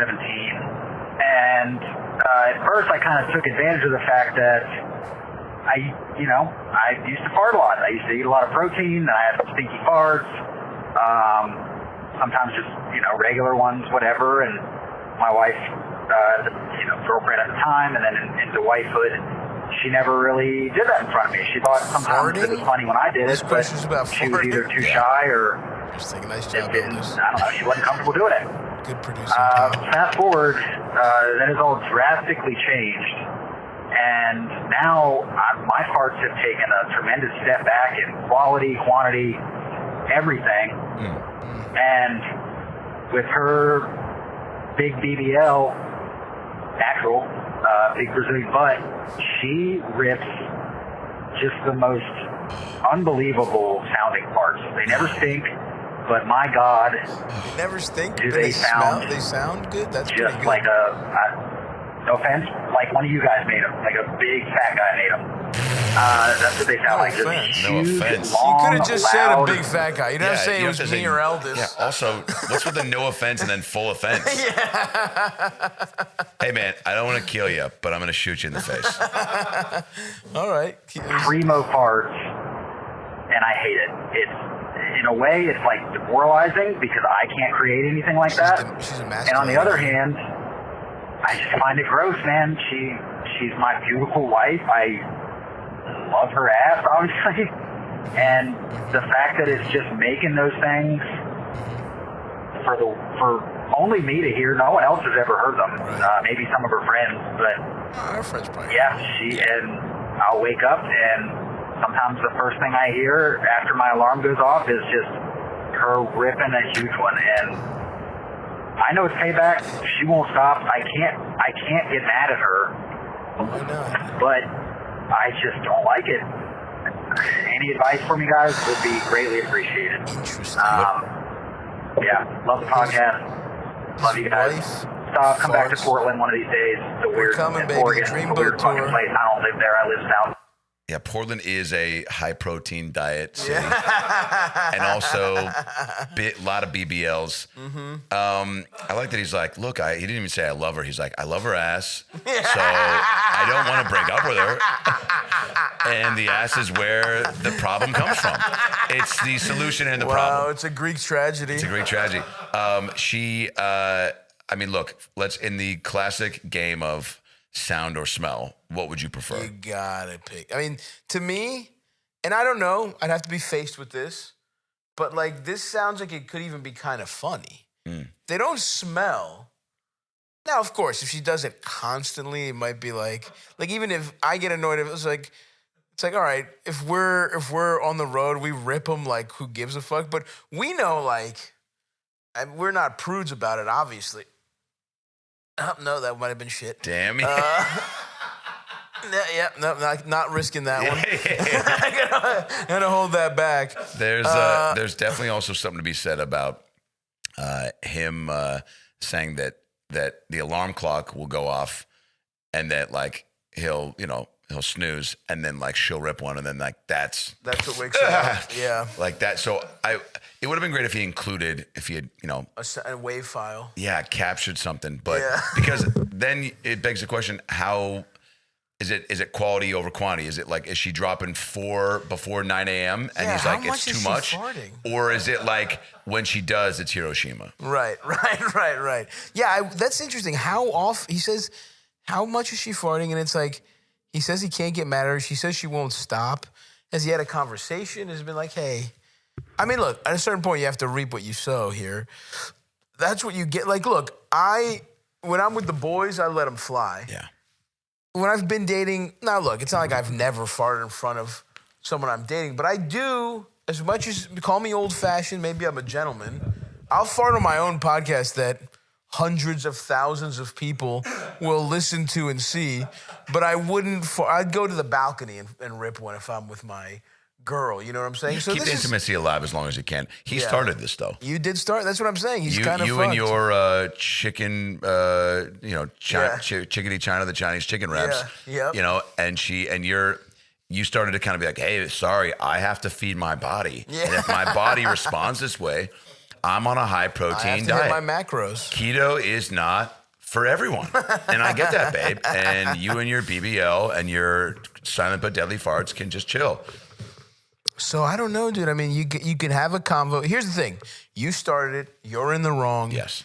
The only thing I can think of is you just have to, this has to be a open negotiation where you have no standing here. No. And you're going to have to use some relationship capital to be like, is there something I could do? Yeah. Can I help out? Like, all I ask, take down the farts a little bit. What is she eating? That's another great question. What is she eating? Is it good for her? Because, everybody farts. Sure. But there shouldn't be, I don't know. Also, I don't know. How wear many a a day? scream mask to sleep. I don't know, Right. if you just want to completely cover up. But how many a day I would like to know, and what is she eating? And I think you could really get to the root of what's going on. Yeah, let's figure this out. I'm a little worried about her diet. Has she been eating a lot of protein? Do you want to make it a fight fire with fire thing? And I wouldn't suggest that. I wouldn't suggest getting more back into farting. Yeah, how do we know this guy isn't like, didn't push his like eating habits on her, and he was like, you need to fucking figure it out because you don't work out or you whatever, and he was like, you need to start eating fucking avocado and peanut butter jelly sandwiches because they're high in protein. And she was like, I'm actually allergic to peanut butter. He's like, well then fucking I'm out of here. Yeah. Okay, I'll do it. And then her asshole is just not adjusting, and then he's putting it on her. Like, there's part of me feels that's happening where he pushed his lifestyle on her because you brought her into this. You brought her in, and now he's like, and now her butt can't even fucking handle the fucking improv stuff. But she's but you get what I'm saying. Yeah, we got it, man. He's trying to fuck this guy. Act like he had nothing to do with it. Yes, I fear this is just something you caused, and now you're dealing with it. Yeah. And now, if you want to walk it back, you're going to have to make other sacrifices within the relationship. Maybe she loves farting. Maybe she thinks you think it's funny because you farted so much. Maybe she doesn't know you're finding it a little off-putting. Yep. She might think you love it. That's the other thing. Have we it. tried communicating here? Have you tried having a convo? I don't think he has. I think he's feeling alpha on some. That's another thing. He's feeling alpha because her farts are fucking more powerful. Wow. And called out. Shots fired. I really believe it. And so try having a convo, and if not, be like, all right, look, I really don't like this. I'm sorry, I'm a hip. Even say that to your wife. It's like, look, I know. It's hypocritical. I get it, but I just find it a little off-putting. Maybe from now on, we'll both kind of take down how often we're farting. Look, if you're we is clutch. We is super clutch. You might need to start farting more again, matching her, and be like, you know what? I think this has gotten out of hand. We need to pull it back. That's actually not bad. That's a great idea. That's actually not bad. All right, I figured it out at the end. By the way, whoever smelt it dealt it. Never forget that. That's true. That's a great point, even if it's two people. And whoever heard it, Heard it. Yep. Whoever heard it actually shit. They didn't even fart. All right, let's do a couple more here. This is Stavvy's World, LA After Dark also.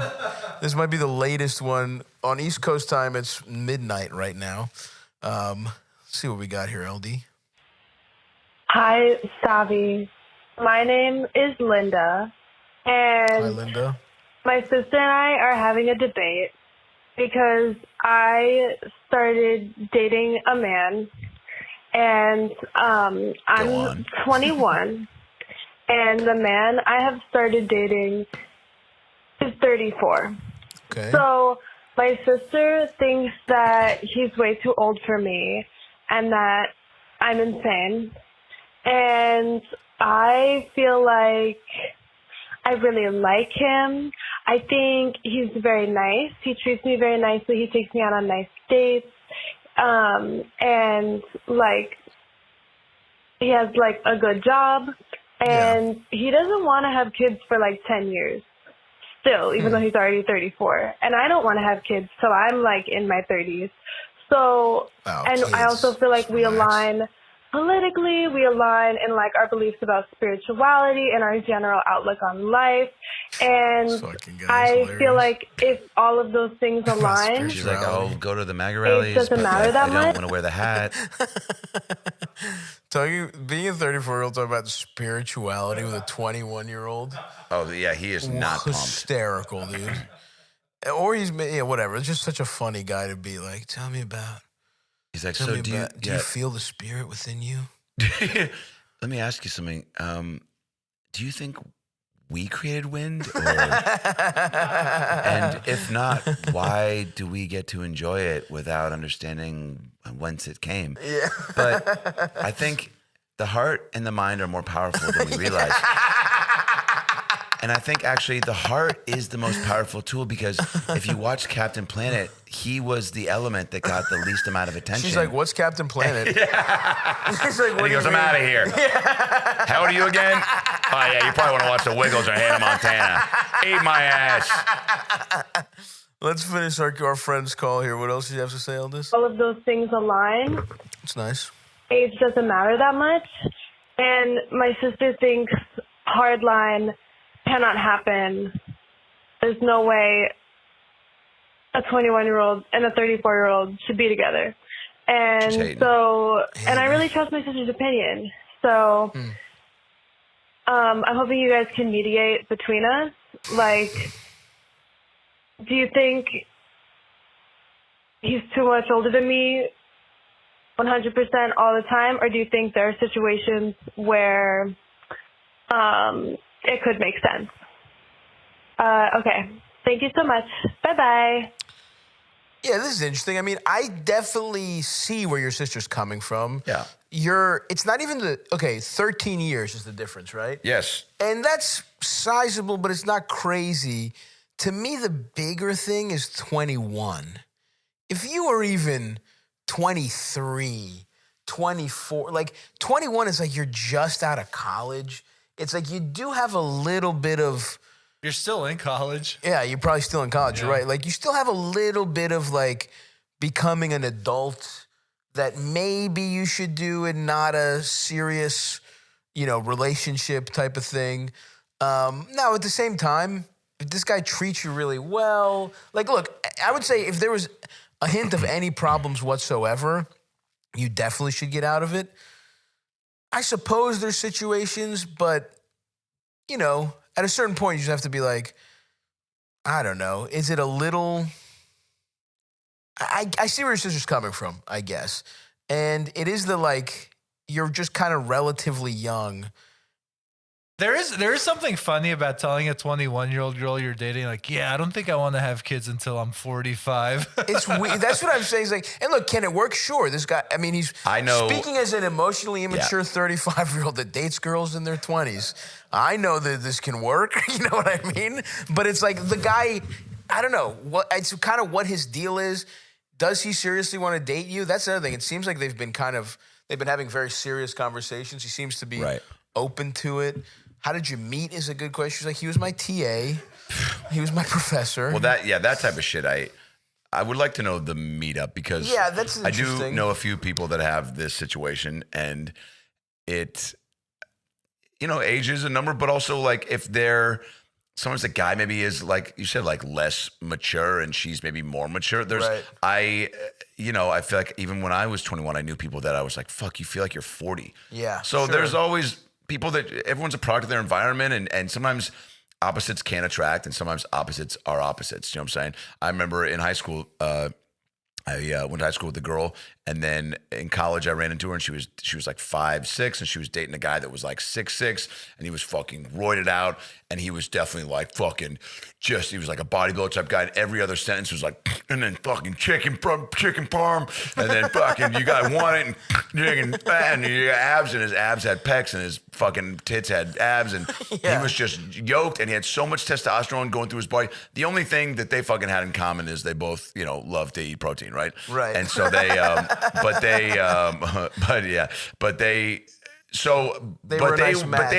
like when I saw them out and about after hearing about them, I was like, yeah, I mean, like if she's, if they break up, it's going to be because he threw the fridge at her head. But like, but they also, when I saw them live, I was like, that's a wildly awesome couple. Yeah. Like they were really, and so to each his own. I think that your sister, like you said, is right.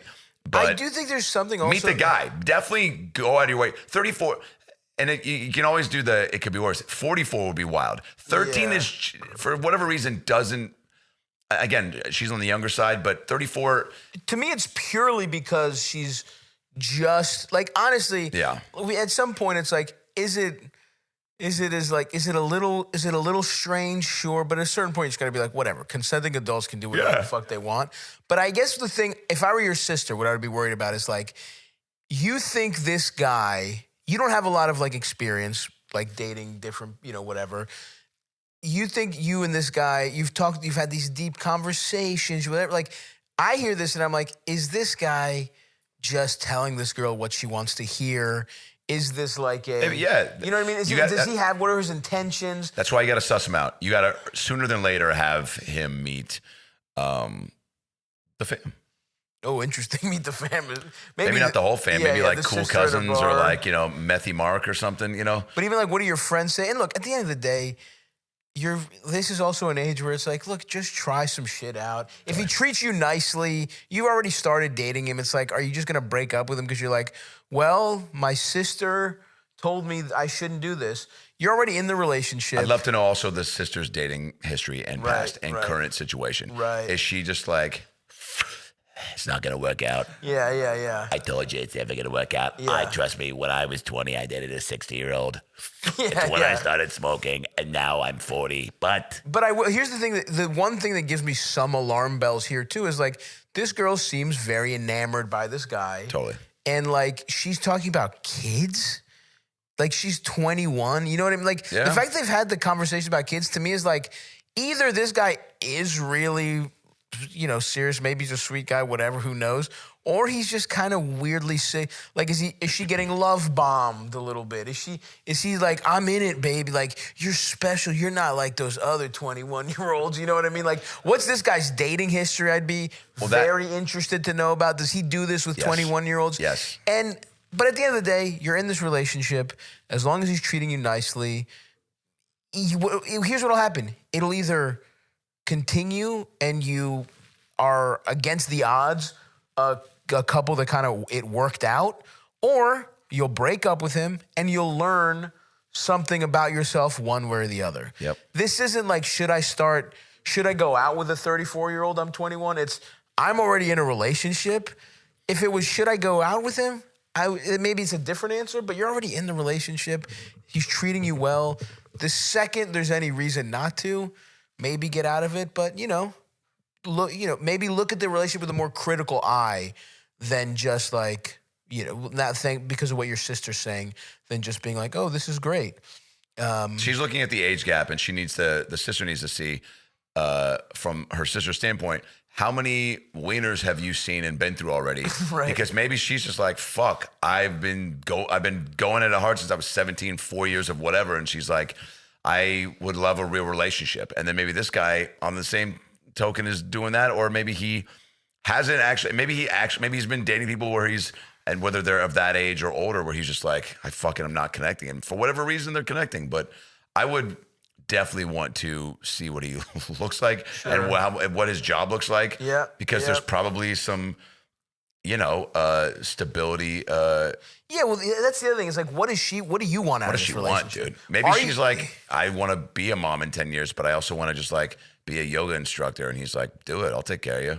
Right. That's the other thing. It's like, look, do you just want to have, like, you're talking about, I don't want to have kids until I'm like 30.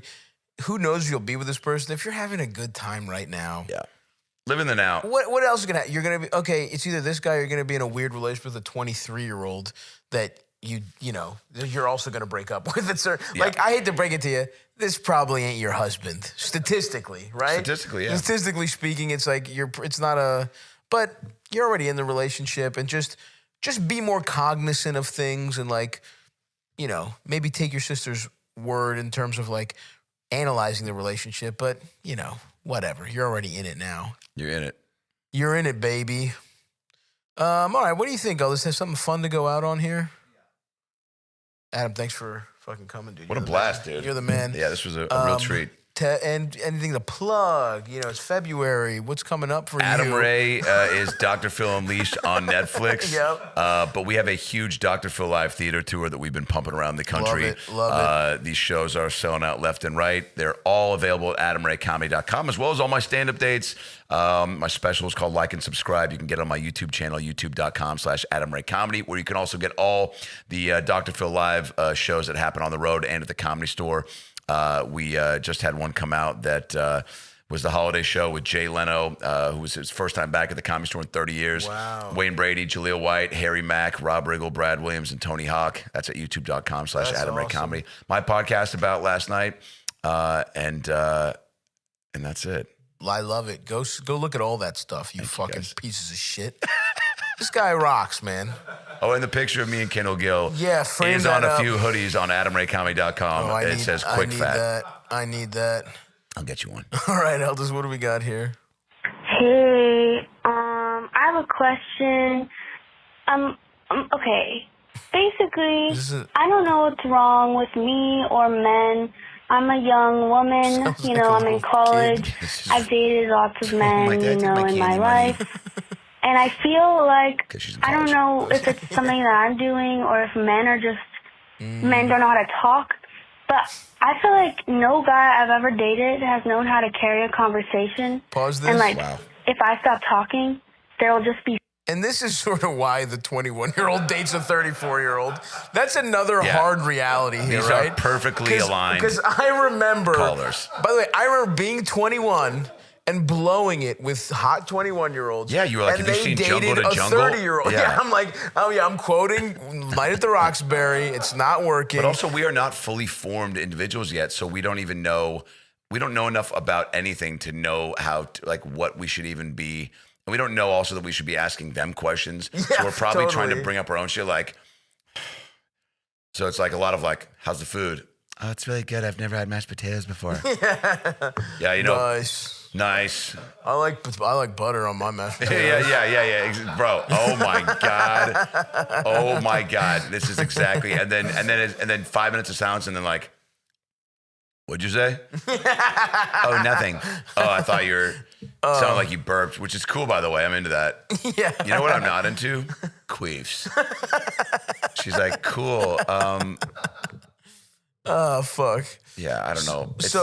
But this is awesome. This is like a perfect one to have right after because like I remember there is a reason with like younger women do date older men. It's because like, yeah, when you're a 21-year-old guy, you're kind of a fucking idiot. Yes. And it's like. Kind of, yes. You're a complete fucking dumbass. And so anyway, keep going here. It's just so funny to get these calls back to back. And the girls, there's more, there's more emotionally and I think just fully formed than we are at that age. Yeah. Like, even though she sounds like she's not bringing a lot to the table either, but like, no offense, but like, to quote the last caller, no offense, but full offense. She at least is like probably trying, like she's at least rambling, like, you know, in this, she's probably like, she'll probably do a little monologue, a little soliloquy at the Cheesecake Factory. She'll give you something. She'll give you something, and then he's giving nothing back. Yeah. So she's probably like, wow, I know that I'm not fucking Jacques Cousteau, but wild reference, but like, Cousteau. but I know I'm not the guy Rick who Steves. fucking, Yeah. I don't know about deep Marianas Trench ocean life. I know I'm not finding giant squids or whatever Jacques Cousteau was doing, but I'm some. But ask me about my hair. All right, let's finish her off. Maybe she has something else going on here. I feel like no guy I've ever dated has known how to carry a conversation. And like, if I stop talking, there'll just be so much silence. Yeah. And like, I don't know if I definitely am uncomfortable with silence, and that's something I'm working on. But like with my friendships with women, like all my friendships, because I'm never friends with men, there's never lulls in the conversation. You know, we bounce ideas off of each other. We talk about lots of stuff. And I feel like when I'm hanging out with guys, like, I don't know, I get along with them enough to date them, and, you know, physically we get along great. But I feel like I end up becoming like almost a court jester, or like, I feel like Nardwar sometimes. Like, I'm asking so many weird questions, trying to like keep the conversation moving. Like, the amount of questions I have to ask is crazy. And like, I don't know, I don't think they're bored of me because they keep coming around. I think like, I don't know, like, I think maybe I'm a lesbian. That's maybe part of it, but like, I definitely like. Fuck, dude, these guys are so bad at conversation. This girl's like, I don't know, like, fuck girls. what am I just comparing, like, looking for something that doesn't exist, like, the level of connection I have with my female friendships, is that not realistic in a romantic relationship with a man? Like, I don't know. I just feel like men don't know how to carry conversations. Imagine all this, and he's just sitting there going like this, ready? Yeah. No, I mean. Yeah, I mean, maybe you are a lesbian. I have a friend that actually would really like you if you. But no, it's tough. It's tough. I mean, she's definitely talking like this on the dates, and got, which is, by the way, I again appreciate this, and she's definitely right, because guys at that age are not bringing a lot to the table. Well, but especially they don't know how to handle that, because they're also it's a little overwhelming. It's overwhelming for them. Yeah, no, and her cadence, and maybe there's a little frustration too, but like you can tell she's probably a fast talker. Yes. And you might be a kind of a hard person to keep up with. There's blame on both sides, I guess is what we're saying. But I will say also this.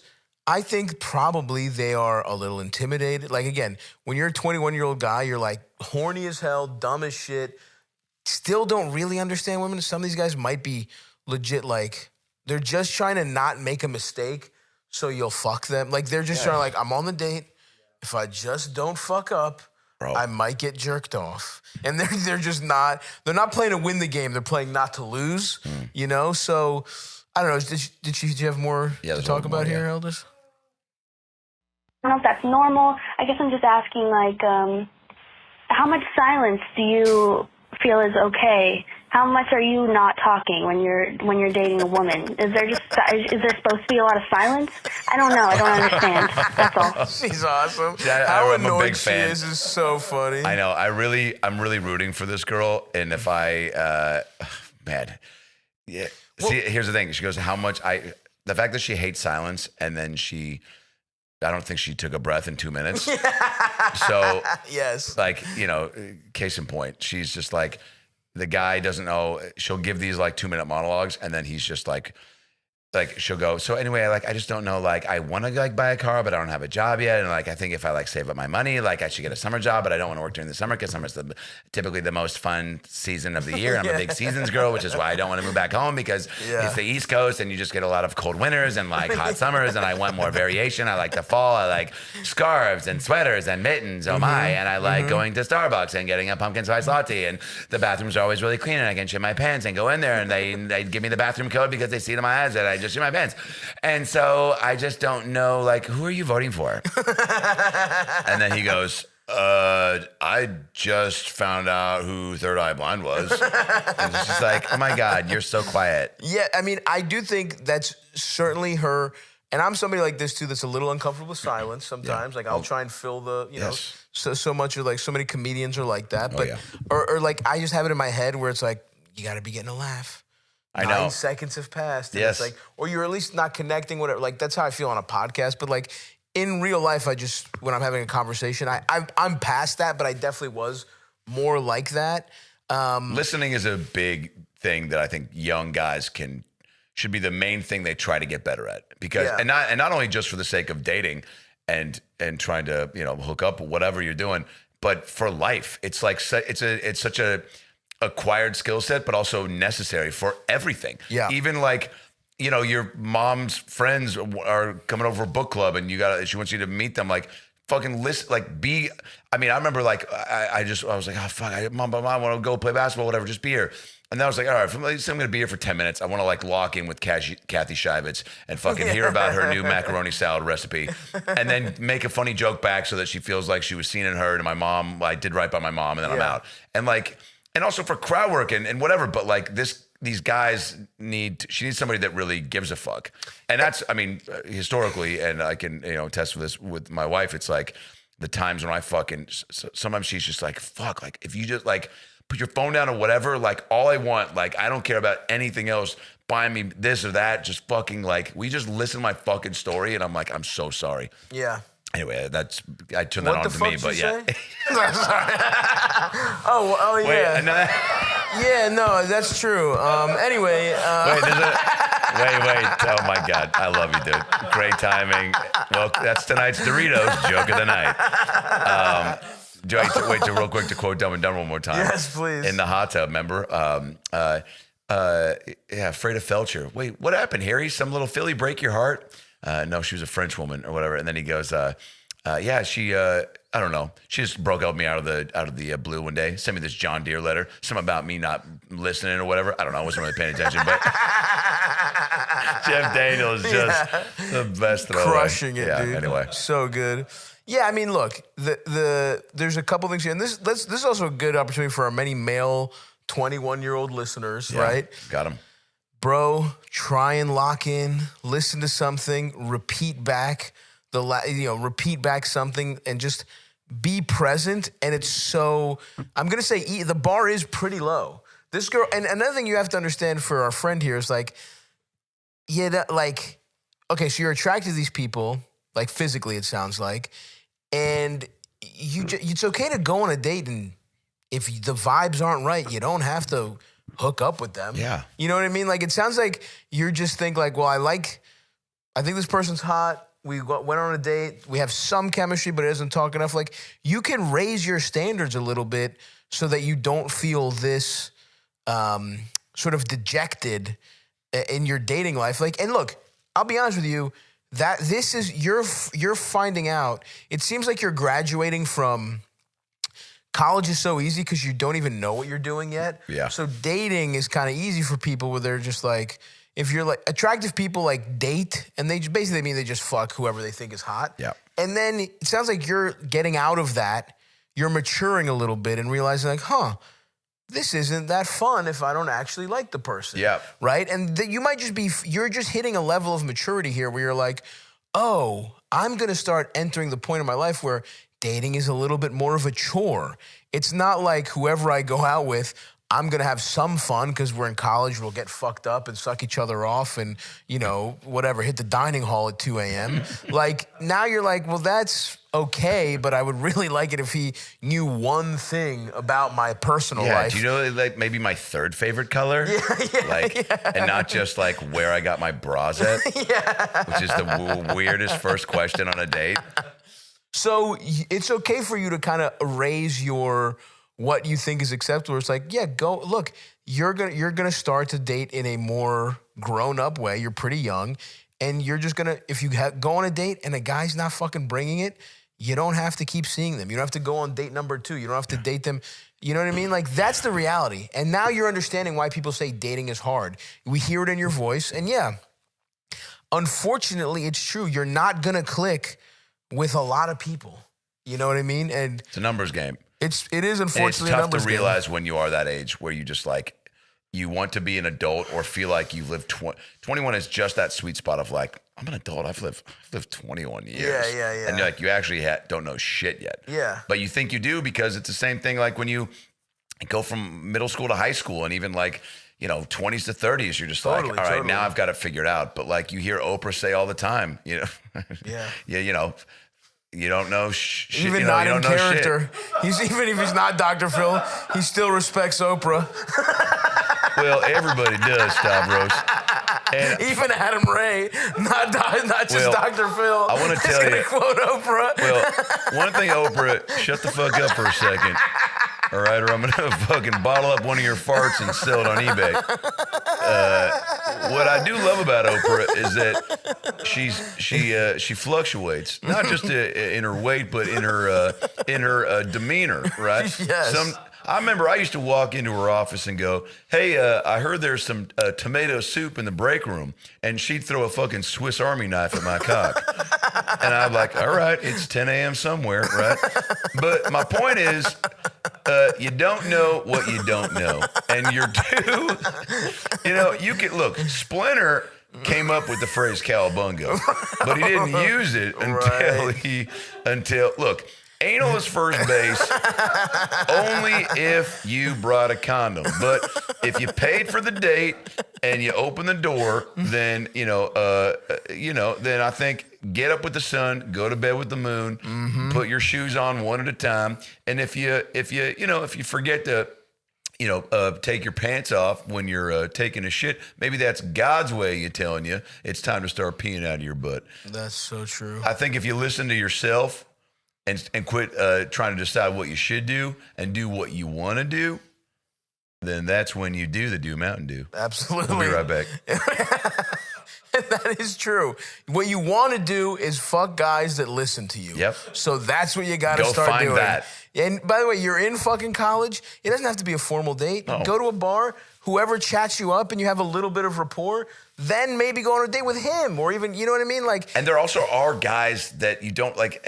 I think that just from harkening back to that time, feeling like, oh, like that guy talked to me at the bar. Yeah, he was putting his best foot forward. It was the first chat. He's like trying to, see if he can take things further. Like, you don't have to go somewhere with him that night or whatever. Like, fucking swap the number and figure it out. And then like actually get on the phone. And like, I know that that's not a thing for they're Snapchatting and texting or FaceTiming. Like, but like, again, like you said, there's so many fucking people. There's too many people. Too many people. So there's really no reason. You just have to be down to clown and be DFW, down for whatever. Exactly. And you'll find someone who responds thoughtfully to your Nardwuar style questions, and maybe hits you with some Nardwuar questions of his own. And put it on him. Maybe sometimes try this. Go on that date and go, so where are you from? And then if he gives you a one-word answer, don't say anything for 3.5 minutes. You said you're afraid of the silence. Surrender to the silence. Surrender to the silence. A little exposure therapy was not going to hurt you. We're rooting for you. Get out there.